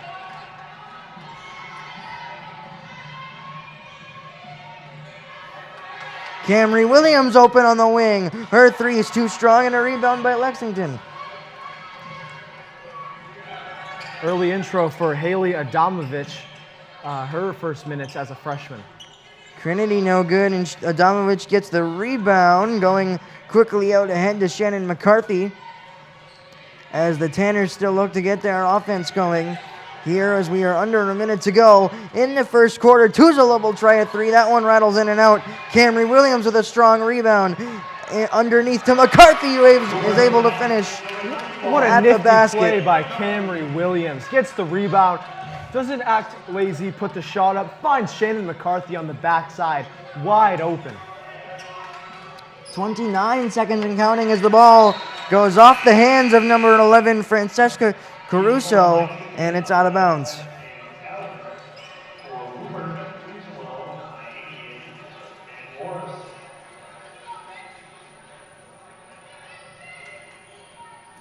Alina Ayanian set to inbound it to Morrison with 26 seconds to go. McKenna taking it across the timeline here on the elbow for Williams.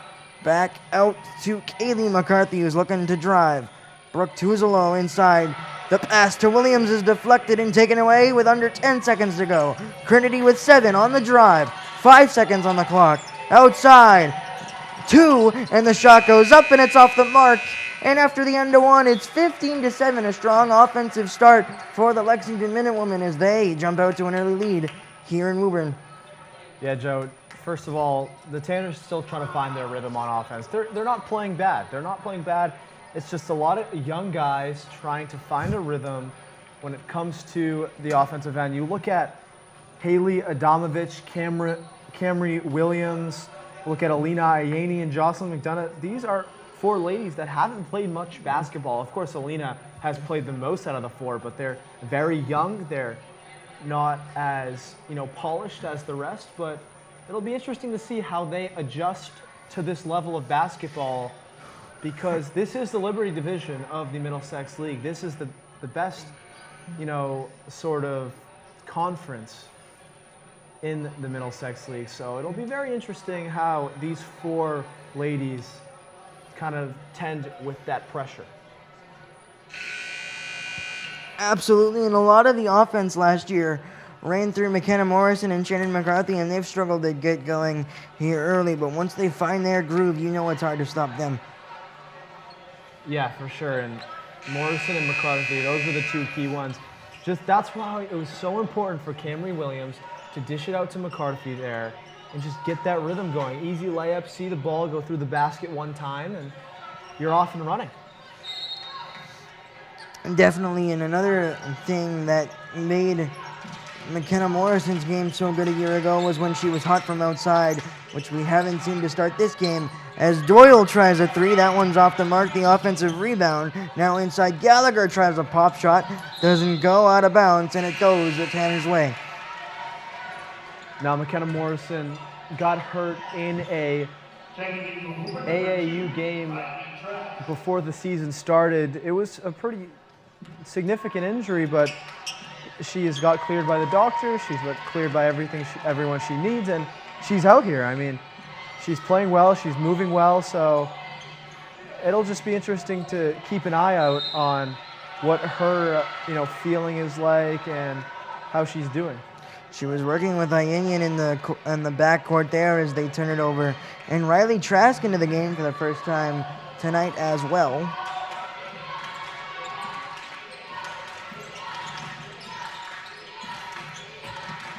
As Doyle passes outside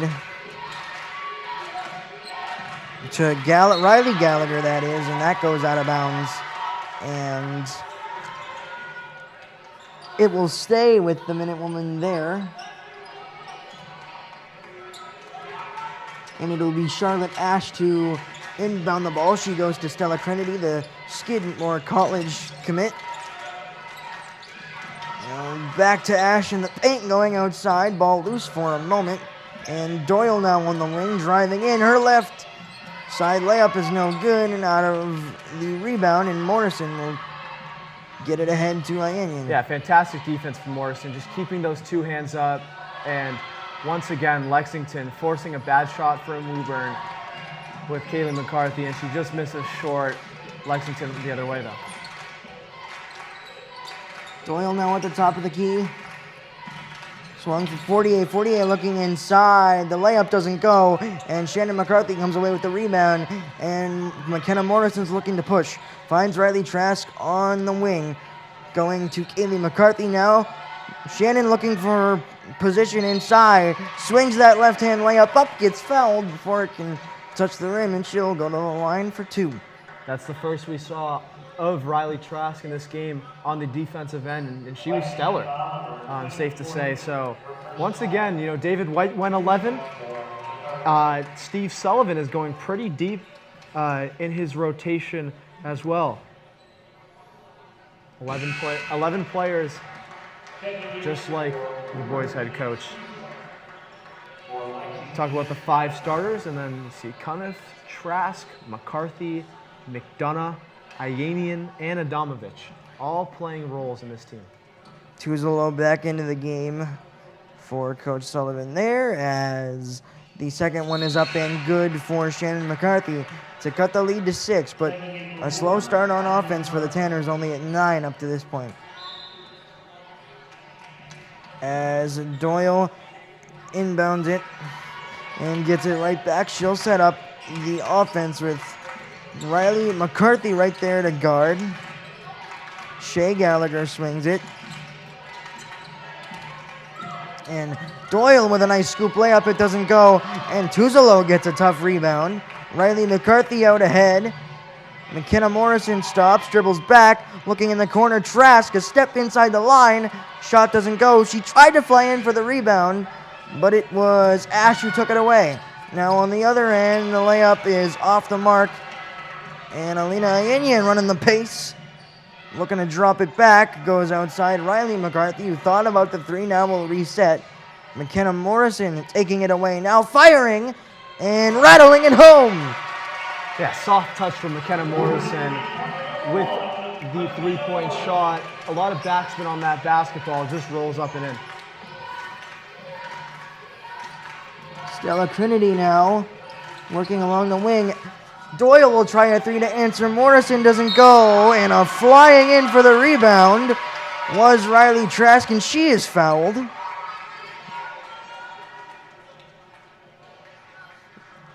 The energy that we were looking for, Zeke, seems to have come from Riley Trask on the defensive end these last couple possessions. Yeah, on cue, Joey. Yeah, Steve Sullivan takes her out of the game. But yeah, Riley Trask has been great. I mean, that's what you look for from your bench. You want energy, you want pace, you want motivation. You want someone to come in and say to the starters, hey, this is how we need to play. And coach is talking about it on the sideline, relaying different things. So Riley Trask did a perfect job of that. Tuzolo will try a three and knock it down, and we are tied. That's the Woburn Tanners offense. They can just come at you so fast. Trinity looking to answer on the other end, swings it in the corner. Outside, Ash will try a three. That one doesn't go, and Shannon McCarthy gets the rebound. Tuzolo looking to push the pace. She goes for McDonough. McDonough swings to Cuniff. Cuniff at the top of the key. Back to Tuzolo. Same spot, different result, no good. Rebound Doyle.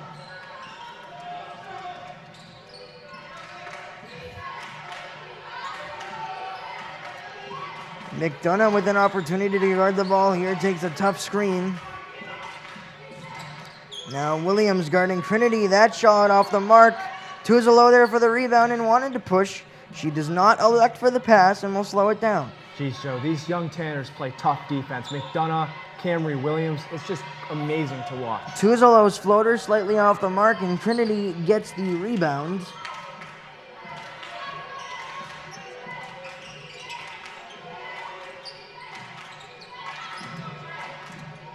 Doyle now working outside. Ash will try a three.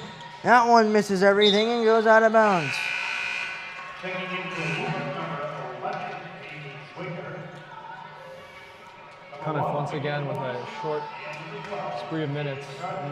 Not too much playing time for her early in this one. Last year played a big role in their path to the semifinals. She started for every single one of those games. Kaylee McCarthy, Haley Zwicker, and McKenna Morrison into the game for Steve Sullivan's Lady Tanners. Morrison will try a three from the wing. That one doesn't go. Offensive rebound. Camry Williams will try one of her own. Doesn't go. A battle for the rebound, and Fortier gets the board.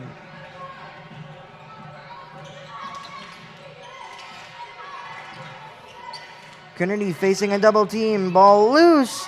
Morrison dives to the floor to get the board, and out ahead goes Kaylee McCarthy. Back to Morrison. Wide open. Zwicker in the corner. You bet. You don't see that every day from Haley Zwicker. And what a run from the Tanners. I believe that's 11-0 run. With 3 threes to boot, and it's an 18-15 lead for the Lady Tanners with 2:56 to go in this first half. And you got to give credit where credit is due, and that credit goes to Steve Sullivan, implementing the substitutions, getting the bench involved, and that is the price you pay when you're Lexington not ready for all that action. Haley Zwicker comes in, hits a three. She's a player that, with 11 guys and 11 girls in the rotation, you didn't expect a 12th to come in and drain a three to take the lead, but Haley Zwicker comes in to do that. So the rotation stretching to 12 as Steve Sullivan really letting everyone shine in this one, as just a couple players yet to touch the floor for the Tanners. We were talking about the depth in offense in the first game for David Whiteside, but we're seeing it here on the girls' end as well with the trust that Steve Sullivan has in the majority of this roster. Yeah, and it speaks to the depth they have, but it also speaks to Steve Sullivan still trying to figure out what he wants out of his roster. In which players does he see fit in the rotation? And he doesn't quite know that yet with so many newcomers. So that will be key to see throughout the season going forward. Back underway, under 3 minutes to go in this first half. Trinity working on Williams. 24 on 24.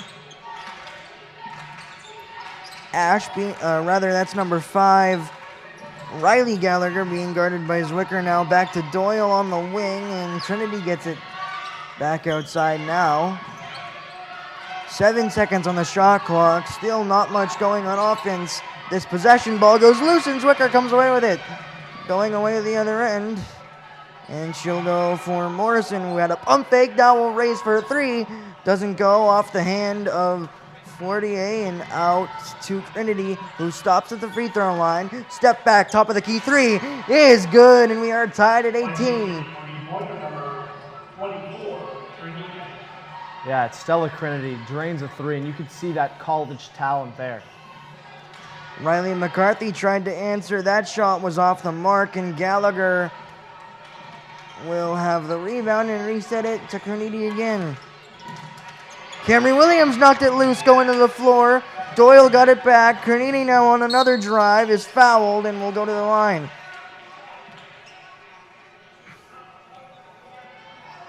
Trinity continues to punish this defense, still trying to figure out a way to defend her and figure out what's best for her.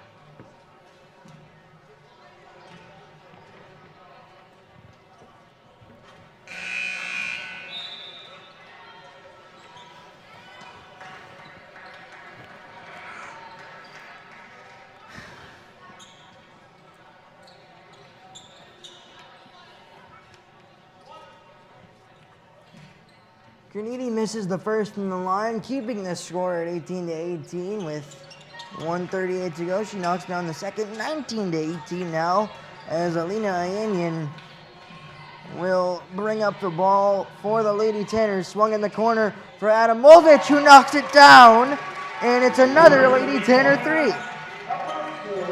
Yeah, you don't expect that of Haley Adamovich, the freshman, to step in, take a big three, and she drains it. McCarthy now has the matchup on Doyle. Now out to Trinity on the top of the key. Ash now. Or rather, Doyle drops it off in the post, and it goes over the backboard and out of bounds.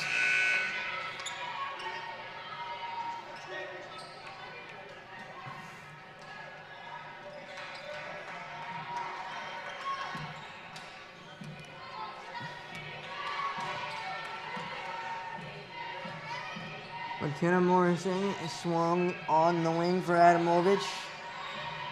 Tuzolo has knocked down a three in this quarter as well. Ball comes loose. McCarthy dives to the floor with Doyle, and Doyle's slow to get up here. Yeah, Doyle, all four teammates surrounding her, still trying to figure out what's going on with her, as head coach Steve Solly is going to step onto the court with trainer Meg. We'll take a break here as they tend to Gloria Doyle with 43 seconds to go in the first half of basketball. Woburn 21, Lexington 19.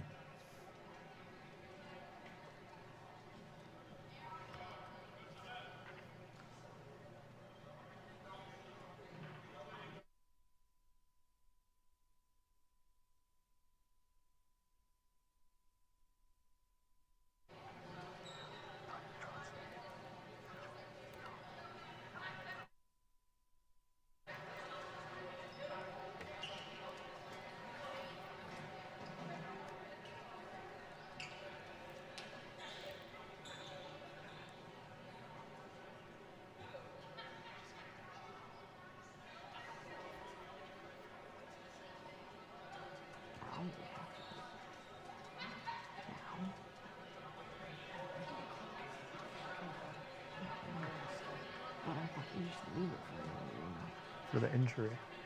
For them.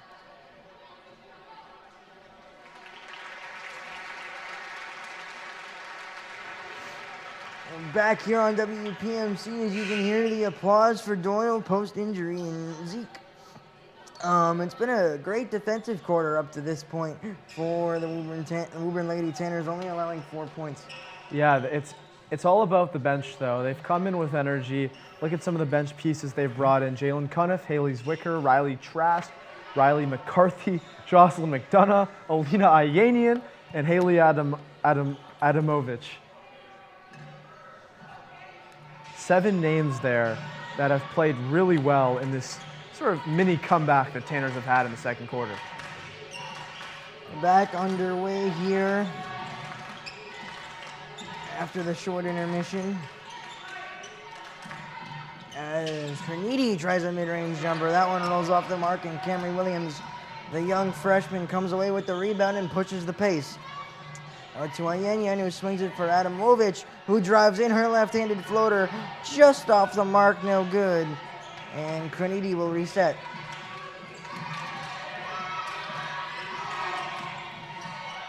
Screen comes from Charlotte Ash, and Carnegie gets off the ball now. Deep three at the end of the half, and it's no good. And after a strong offensive first quarter for the Lexington Minutewomen, the Tanners hold them to just 4 points in the second quarter and use that to create a 21-19 lead at the end of the first 16 minutes of play here from Woburn.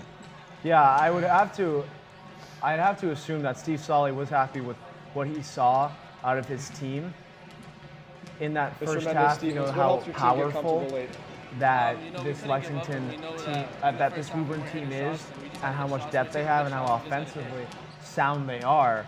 So I bet Lexington are happy with this 2-point deficit. But a game that we can look back on is the Woburn boys basketball game against Lexington, where head coach David White was probably not happy, but head coach of Lexington, Coach Hobbs, was probably happy himself.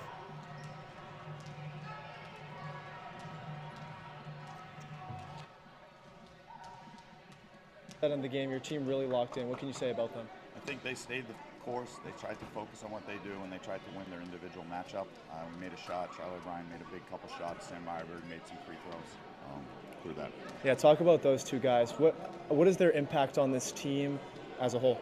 I think we're still trying to find our identity. It helps when you have two guys like them that have the ability to score the ball and score it in bunches. So that helps, but I think we're still working, still early in the season, trying to figure out where we are, what the next best play for us is, and stuff like that. And then defensively, still trying to find our identity. I thought that one of the big things for us is clearing up those 50-50 balls, the rebounds that we struggled with, I think, in the first 3 quarters. We didn't have a lot of energy in that fourth quarter. I thought we did a better job with that. And Coach, last question. What is something you saw in Woburn that you made an adjustment to that ultimately won you the game? I think we tried to play. We tried to do what we do. I thought they made shots, right? They had, I think, 4 in a row in the second quarter. That gave them a little bit of space.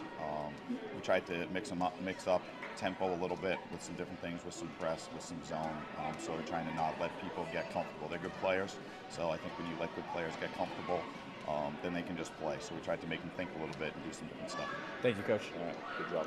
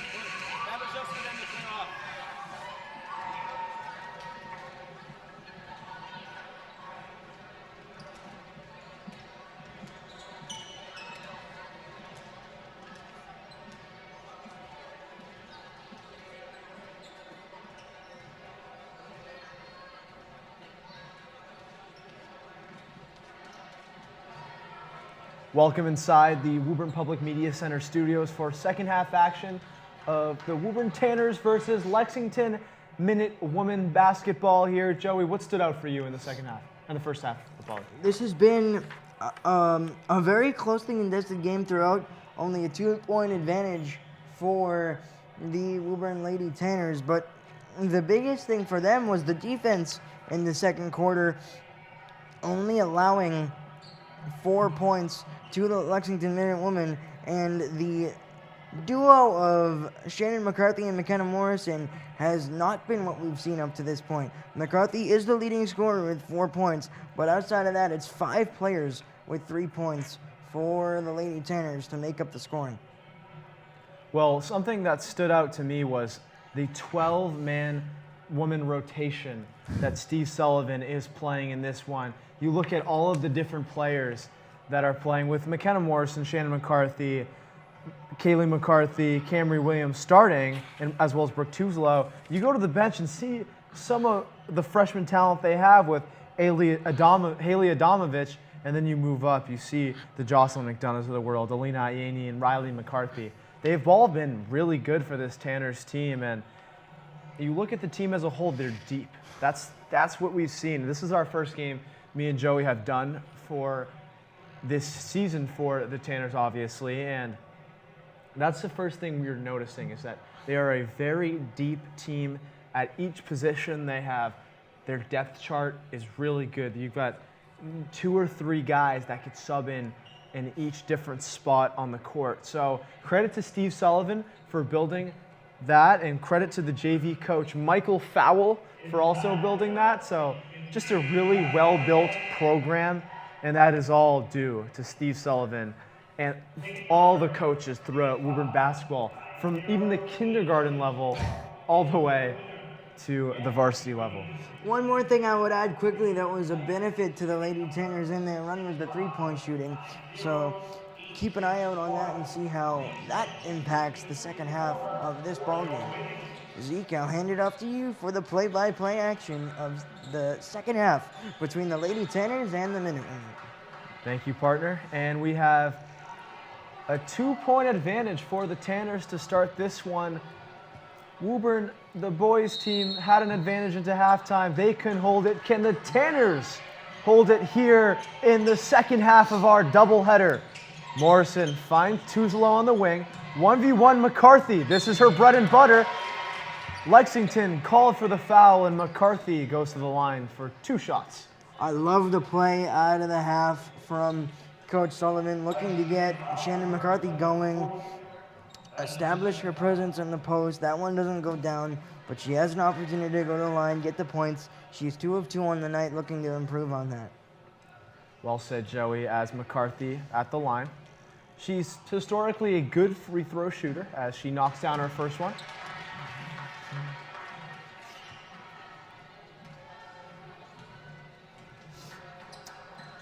Starters out there for the Tanners as McCarthy knocks down her second one.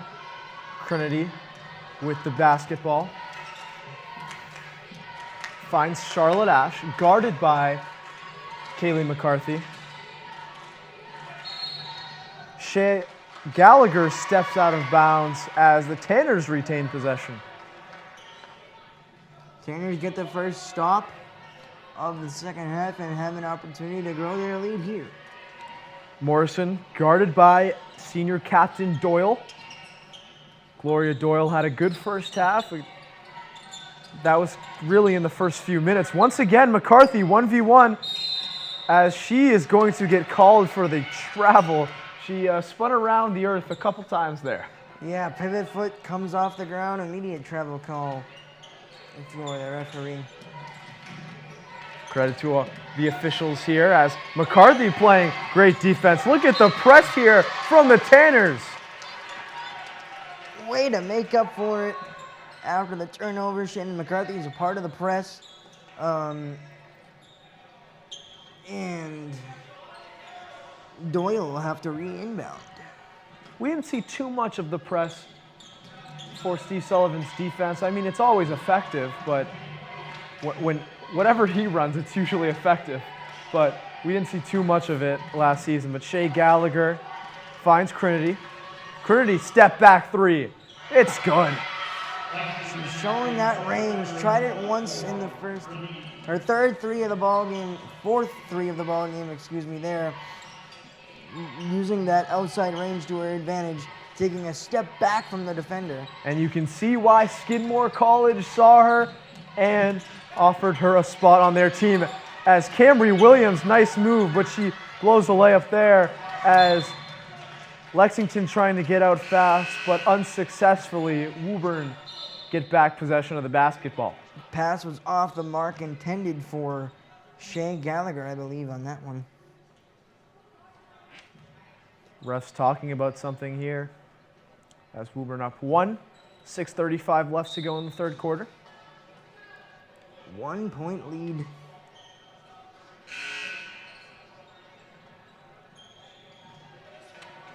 Trinity, the inbounder.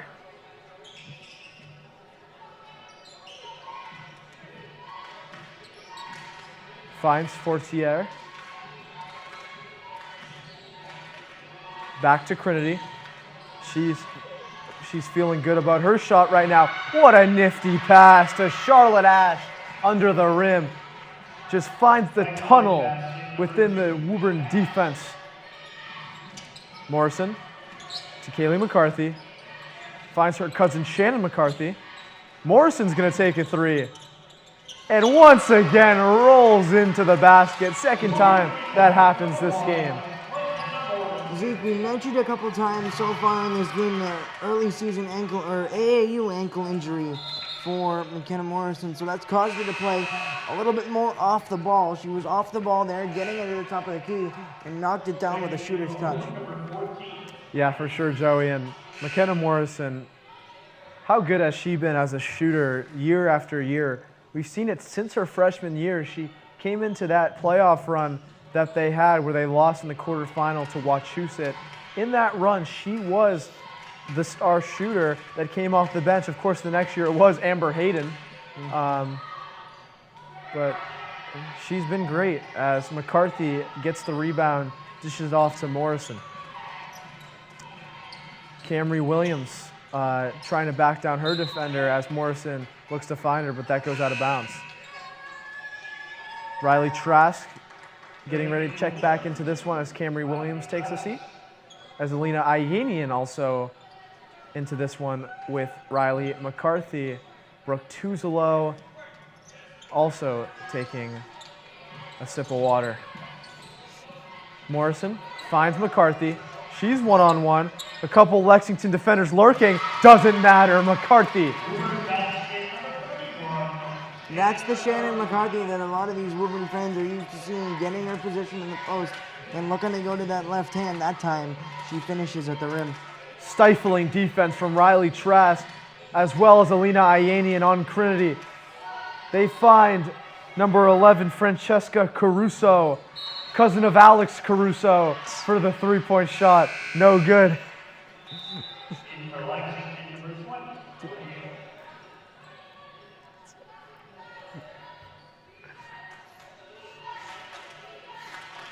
Doyle, the inbounder, looking at her options. Finds Trinity. Trinity, what another great pass to Ash, who completely blows the layup. As Morrison out fast, and there's a whistle. Too strong was Ash on that layup chance there.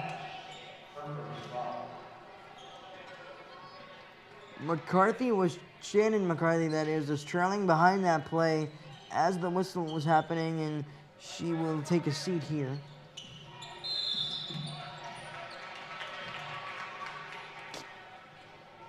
They're going to call the carry on Alina Ayanian. I apologize, backcourt. The carry call is too rarely used where it threw me off a little bit, but some claim that Jason Tatum carries the ball too much. I beg to differ. I'll give you the benefit of the doubt there too, Zeke. The referee signals are quite similar between the backcourt and the carry as well. So. As Gloria Doyle drives in on McKenna Morrison. Great defense by Morrison. Tuzlo finds Morrison, and she comes out of the pack. Minute Woman going with a little bit of a press there. Morrison passes out of it. Trask for three. Just a bit outside there as Trinity is the inbounder.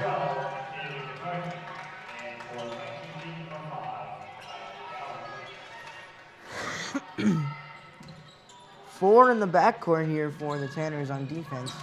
Trinity looking for the pass, finds Ash. Ash on her number 2 counterpart, Riley Trask. Gets the tough screen from Evelyn Radcliffe.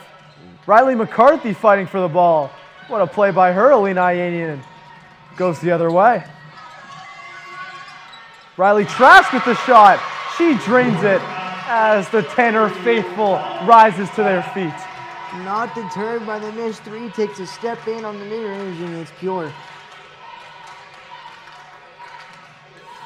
Doyle faces up Kaylee McCarthy, switches on to Trask. Shot from Riley Gallagher, no rim at all. Alina Ayanian going out fast. Beautiful pass to Tuzlo in the corner. That won't go. Too strong there for Brooke. Trinity finds Doyle. Doyle guarded by Kaylee McCarthy. Nice move by Doyle. Easy layup. In and out, and the basket. Alina Ayanian finds Kaylee McCarthy. Passes to her twin sister, Riley McCarthy. What a stroke from Riley McCarthy there as 4 Tanners ready to check back in. Another step just inside the 3-point line, another mid-range jumper. It's nothing but net for the Lady Tanners.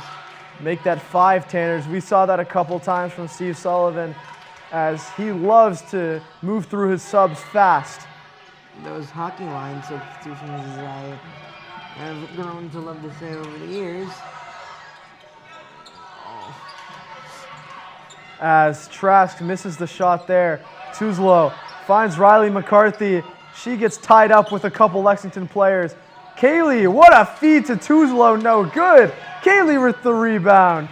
And all of that scuffle leads to a Minutemen basketball off the fingertips of Riley Trask. Plenty of chances on that possession there for the Lady Tanners. Unfortunate that none of them go down. Hockey substitution, like you said, Joey, as the Tanners are going to take a timeout as they start to pull away a little bit from the Minutemen. That lead up to 6. A team that didn't pull away was the Woburn Tanners, and Lexington's Nelson Mendez Stevens was a star in that one. Let's take a look at an interview we had with him after the game. Mr. Mendez-Stevens, what helped your team get comfortable late? You know, we couldn't give up, and we know that in the first half we weren't hitting shots, and we just had to hit shots. We were taking good shots, we just had to hit. And we knew we couldn't give up. We knew at the end of the day we were the better team, and we just had to go out there and do what we had to do. So that's what we did. Talk about what Sam Meyerberg means to this team. Sam Meyerberg, we know he's pretty much our #1 option, so we try to find him, get him in spots for him to hit down, to do what he does, basically. He scores, so we just try to give him the ball so he can do his thing. And, you know, he does his thing at all means, and, you know, when his shots are not falling, we try to make him be able to do something else just to make him a better player all around. What's something you saw in Woburn towards the end that helped you ultimately win this basketball game? We just knew that they were playing really hard. They went for every 50-50 ball, and we knew that we weren't matching their energy. So we just matched their energy and then gave +10. So we just overcame their energy, and our energy was better at the end of the game. So we took it away. Congratulations on the win. Thank you. Lexington won that game 74-62, outscoring the Tanners 44-23 in the second half. Mendez Stevens had 12 of those points. Just an impressive performance from the Minutemen. As the Minutewoman on offense here, as Trinity is going to try another 3, and she drains another 3. Her 5th of this evening. And Zeke, if there's something I could add, something that Nazir Mendez-Stevens said in that interview is, we knew we were the better team. And he was right in the end. They did struggle at the early portions of this game, but they were able to turn it around in the second half and end up with a double-digit win. Yeah, you could see the consistency they had throughout the game, whether they were playing their well or not. They still played their game as McCarthy tries a three as we refocus on the girls' game. As McCarthy's still fighting and she puts it up and in. Camry Williams tried, McCarthy tried, and finally the Tanners get their 2 points to put their lead back up to 5. Adamovich picks up the foul in the backcourt. Just a little too aggressive there on the defense.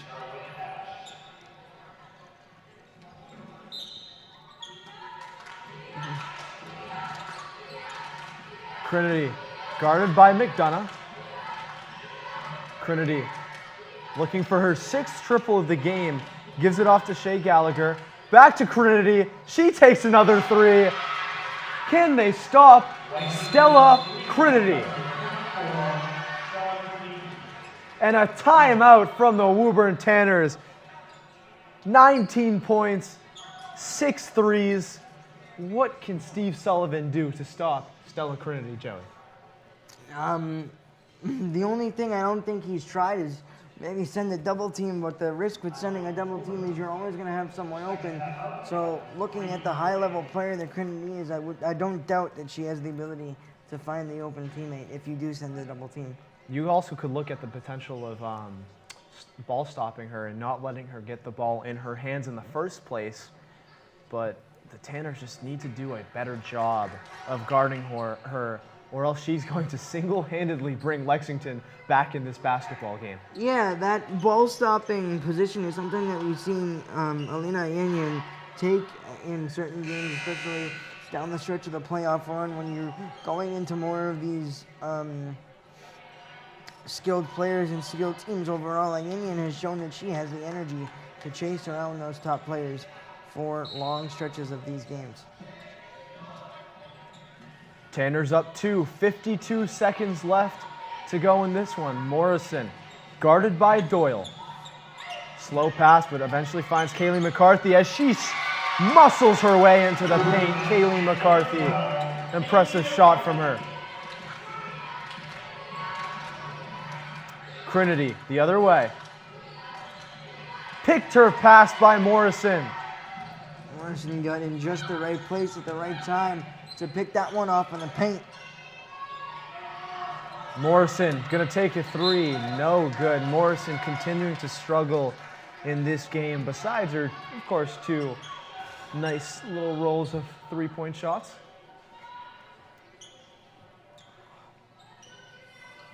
Doyle looking for the inbound. Eventually finds Trinity.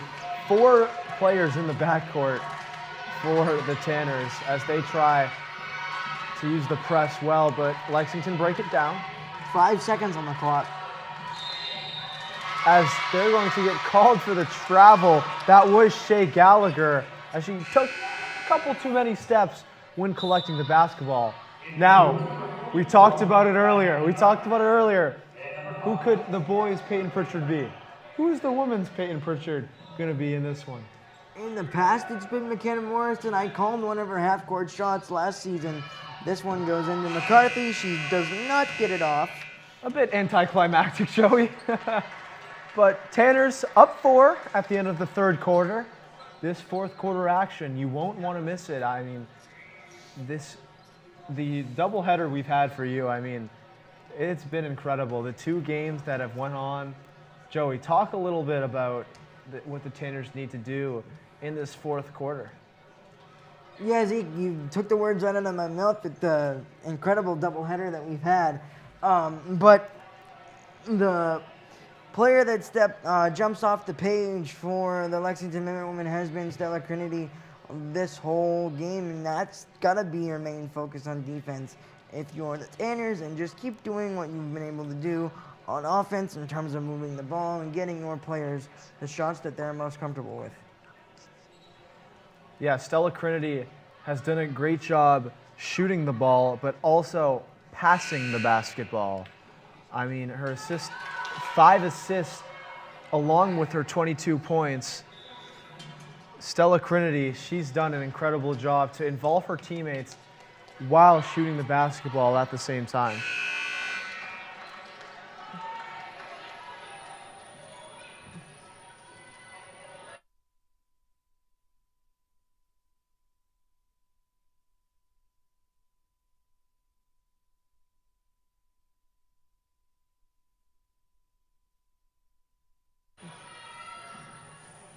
Gloria Doyle guarded by Tuzolo.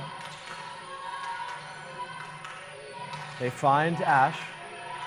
Look for Crinity. When's she going to get a break in this second half? Doesn't look like it.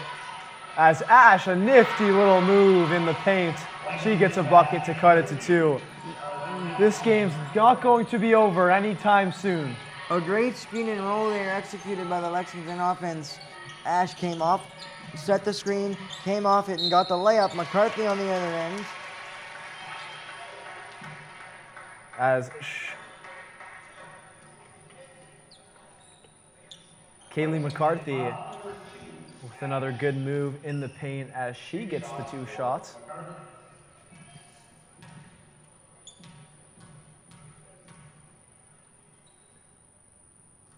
First one up and in.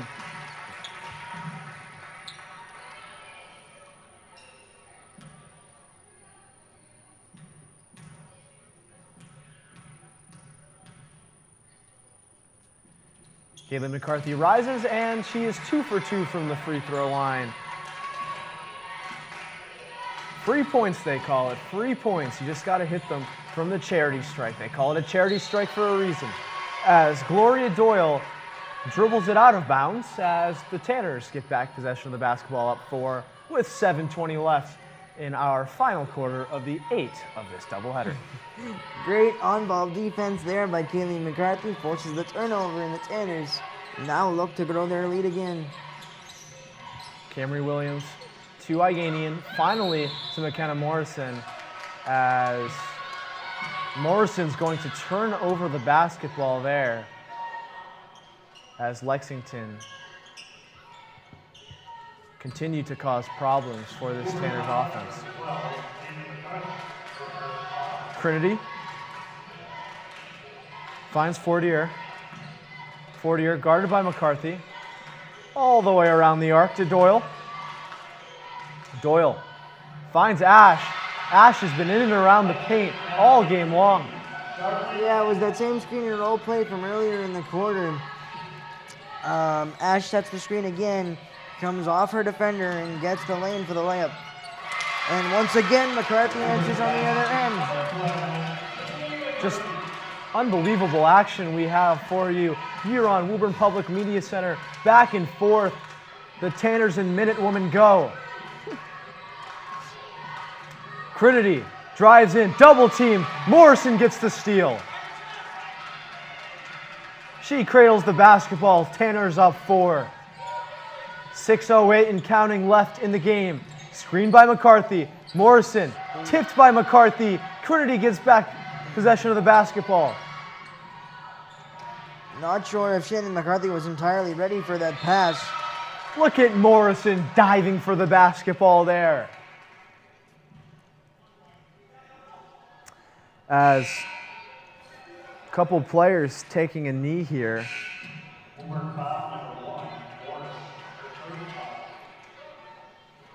It's going to be McKenna Morrison's 3rd foul, I believe. As she tried to dive for that loose ball, got called for the foul. As Morrison is the lone Tanner that stays in this one, as Cunniff, Trask, Riley McCarthy, and Brooke Tuzolo come in.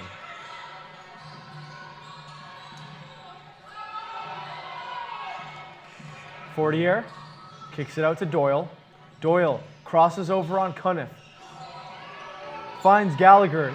Crowd clamoring for a travel. Didn't matter. Tuzolo gets the ball. She got a hand on it. Credit her with a block on that play. McKenna Morrison, guarded by Doyle, finds Riley McCarthy. Somehow got to get her open for a 3. Cunniff.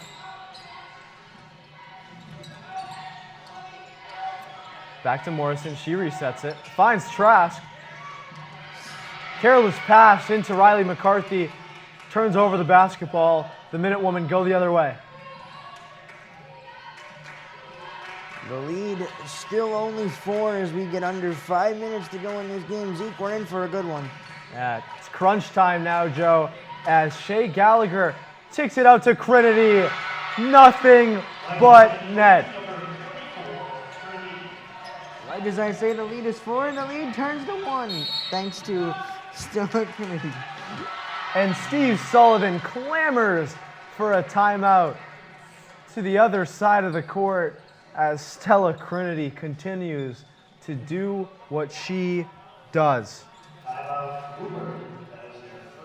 Yeah, Zeke, as I said, Trinity now up to 22 points. She was going to be the difference maker on offense.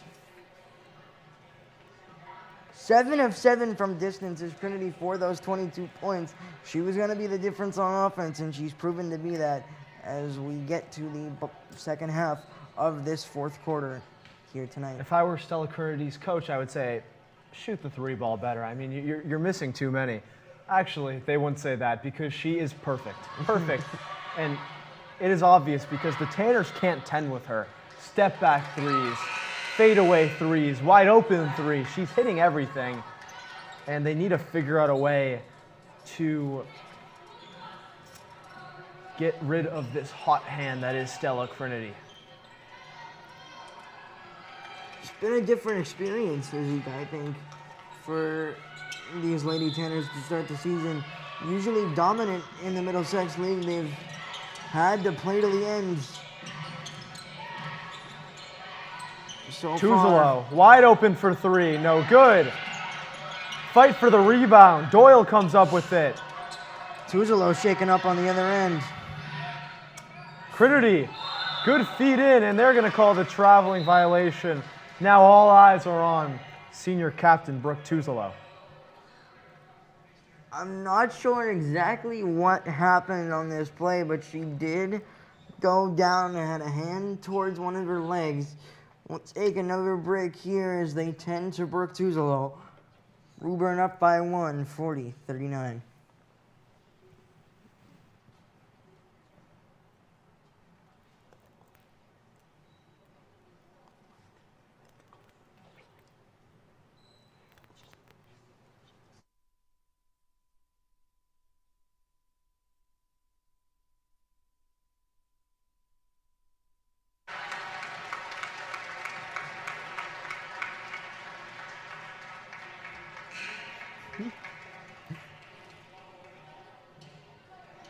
Now let's take a look at a photo we had from one of our WPMC members, D Flicks, with a look at a 3-ball from Haley Adamovich.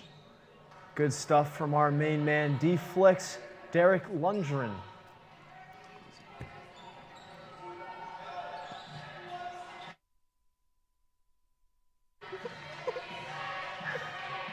Tanners up 1, 4:15 to go.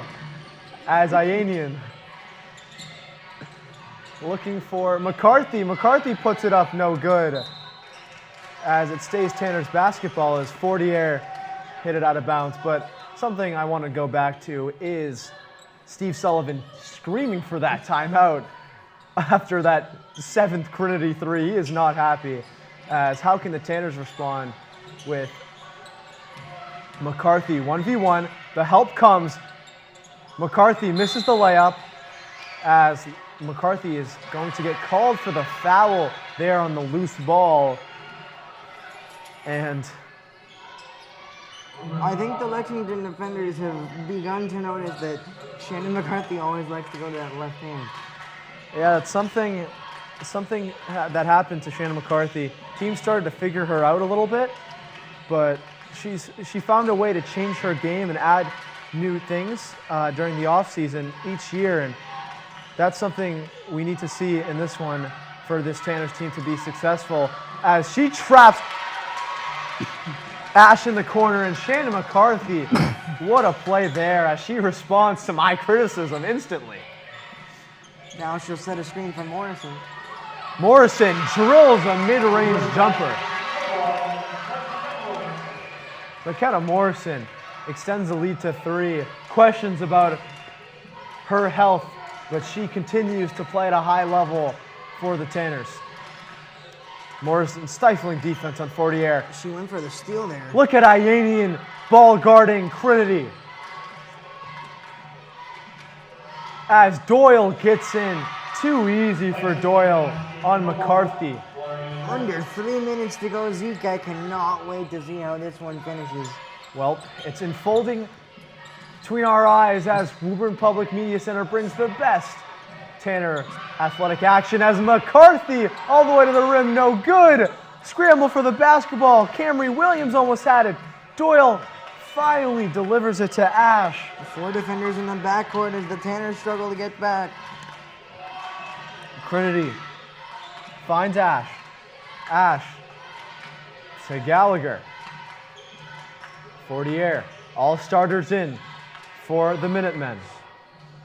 As Trinity does it again, and Lexington take their first lead since 15-12, all the way back in the second quarter of this one. Wow. The 8th 3 of the ball game for Stella Trinity, and it's a 2-point lead with 2:10 to go. It's one of those moments, Joey, where you question, is she able to miss a 3-point shot? She continues to answer that question with, no, sir. An absolute extraordinary action here on Woburn Public Media Center. Joey, bring me into that huddle with Steve Sullivan. If you were Steve Sullivan, what are you telling the girls? The defense has to level up, of course, at the moment, especially on Trinity. Now would be the time that I might send an extra defender towards her, but again, it has to be kind of in the sense of a trap to hope that she's unable to pass out of the double team. Yeah, and you saw a couple possessions before, Ianian ball guarding Ava Trinity. Could that be the strategy going forward? It worked for a couple possessions, but it's hard to continuously ball guard someone without them getting free eventually, as Ianian stays in this game wondering if it is that for that exact reason, because McCarthy steps out. As she gets set back to check into the game at the next whistle, as Morrison crosses up Ash, looks, finally Camry Williams gets it, a foul on the floor, it will stay Tanner basketball. This will give Shannon McCarthy an opportunity to check back in. As she takes out her cousin, Riley McCarthy.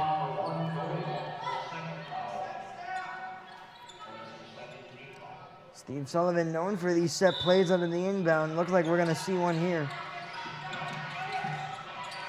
Kaylee McCarthy, perfect play, no good again. Cleanup duty has come a little late for the Tanners here in the Carl J. Torres Gymnasium. We're under 2 minutes to go, Zeke.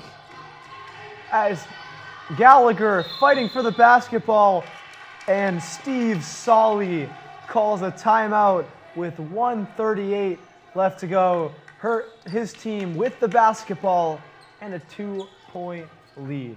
Smart move by Coach Solly there, knowing that Tanners were going to go for that trap down too late in this game, wanting that ball back. So Coach Solly saves the possession with the timeout. Yeah, and something noticed in this second half is Steve Sullivan not really going to that 12-man rotation like he did in the first half. You didn't see too much of Jocelyn McDonough. You didn't see much of Haley Adamovich, much of Jalen Cuniff or Haley Zwicker. You really only saw Riley McCarthy, Alina Ianian, a little bit of Riley Trask here and there, but not much. It's down to 7 or 8, as we kind of expected eventually, Joey. Yeah, and Zeke, another thing that I want our audience to keep their eyes on as we head to the end of this game is the possession arrow. Right now, it is in favor of the Tanners, so if they are able to tie a Lexington ball handler up, they would take a possession away. As they are looking for the inbound, Fortier delivers it to Doyle, finds Ash, clamped up by Camry Williams. Trinity with the basketball. All eyes in the gym on her. She gets to screen by Gallagher. Double teamed. Nowhere to go for Trinity. Doyle, guarded by Kaylee McCarthy. Camry Williams gets to steal. Tanners are going the other way. 1:14 left to go. Alina Ayanian gets the ball. Dive on the floor for it. As it's a jump ball. And thank you, Joey, for telling our audience that as the Tanners get possession. Zeke, from the studio, was trying to point out Steve Sullivan, who was looking to call a timeout there before the referee was able to signal for the jump ball. Despite that, it remains Tanners basketball, thanks to the possession arrow. But the next tie-up now in favor of the Minutewoman. McCarthy, double teamed, finds Kaylee McCarthy, back to Shannon McCarthy, and one! Shannon McCarthy throws the house down in Woburn, Massachusetts. And a chance for the lead with under a minute to go. All eyes on Shannon McCarthy on this free throw as the gym comes to a dead silence. McCarthy, couple dribbles of the basketball, puts it up and in. Tanners take a lead with 58 seconds to go. Keep your eyes on Stella Trinity.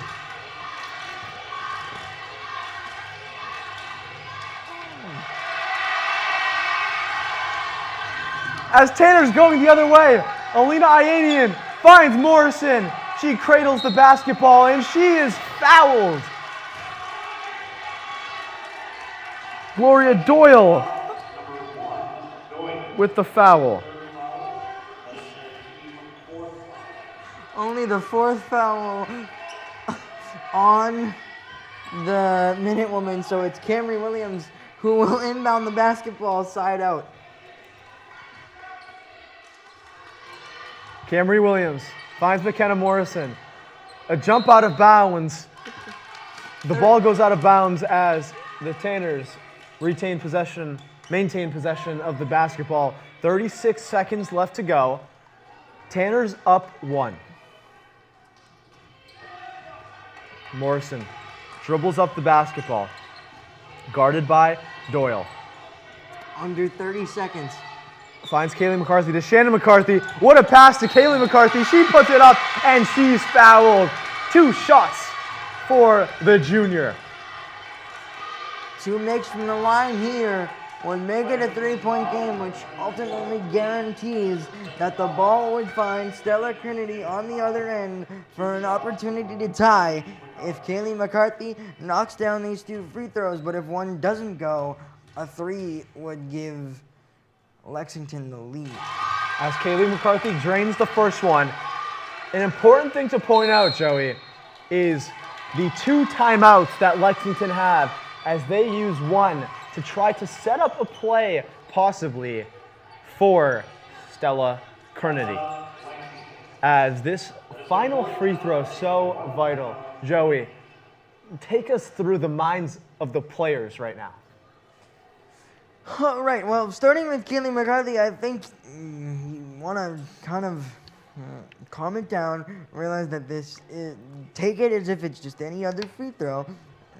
We all know from outside the importance that it is, but these players have taken hundreds of thousands of free throws. Just got to simple it down.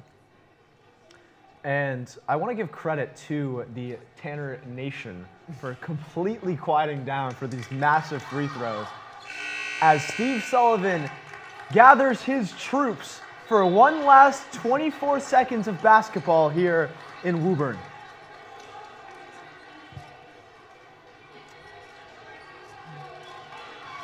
And I wonder if head coach Steve Solly of Lexington maybe prepared a play different to Stella Trinity, somewhere where they weren't expecting it. But a timeout each for these 2 teams as Kaylee McCarthy dribbles the basketball, puts up the free throw, no good. Shannon McCarthy fights for the rebound.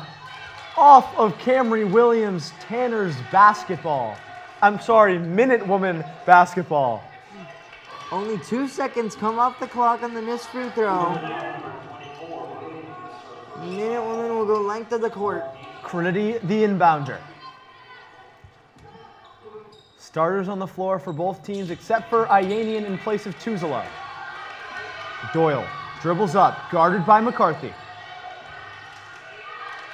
Finds Trinity. Here's the matchup everyone in the Middlesex County is looking to see. She finds Fortier. Good move on McCarthy. 3-point bucket by Doyle. No good. Fight for the board. 1 second left. And it is a jump ball in favor of Lexington. As a timeout has to be taken by one coach, you'd imagine, with 1 second left and a 2-point game. 1 second left. Zeke, this ball has to get as close to the rim as you can get it with enough time for the Minute Woman to get it up with an opportunity to tie the game. You don't expect them to take a three here unless they can catch it in a shooting motion, similar to how we've seen Sam Hauser of the Boston Celtics do it at times. I expect Steve Solly to draw up a play for the Minute Woman to end up with a 2 and an opportunity to tie and send this game to overtime. Now, big credit to Alina Ianian. Stella Trinity had the ball 1v1 against Alina Ianian, and she quite literally went nowhere. Nowhere. And that is what Alina Ianian can do to your best player. When she comes in your gym or you come in her gym, you are not getting by her. But, set the scene, Joey. 5v5, Lexington versus Woburn. Steve Solly versus Steve Sully. 2-point game, 1 second left. Lexington inbounding the basketball on their own end with a chance to win or tie this basketball game. 2-point game, 1 second left. Zeke, take it away. Charlotte Ash with the inbound. Steve Sully dials up a play, and it goes nowhere as Woburn are going to win this basketball game. What great defense by Steve Sullivan's girls on that play, and just an incredible game of basketball, Joey. One of the most competitive and entertaining Lexington Woburn games I've seen, not only in my 4 years as a student, but now our first game this season. Wow, Zeke, what a win for the Tanners, and you gotta feel for Stella Trinity, who had arguably the game of her life and comes up just short. Yeah, I give credit to where credit is due. 2 players to highlight. Stella Trinity, of course, with the 3-point shooting display that she put on, but also credit to Alina Ianian for locking her down late in that one. Joey, final thoughts. Absolutely a wonderful doubleheader that we had here today. 1-1 for the Tanners as the boys once again go down 74-62. But the Lady Tanners avenge the loss by a final score of 46-44. Zeke, I hope that's not the only Tanner action that we get to witness together this year. Well, we will be back for Woburn versus Burlington action. Thank you to our camera person, Riley McDonough, our technical director, Kevin Burkett, and our special director, Anthony Giglio, bringing everything to you on Woburn Public Media Center. Credit to everyone here in the studio. We thank everyone. This is Joey Matroni. I am Zeke Altman. You've witnessed Woburn Public Media Center action of Tanners basketball. Good night.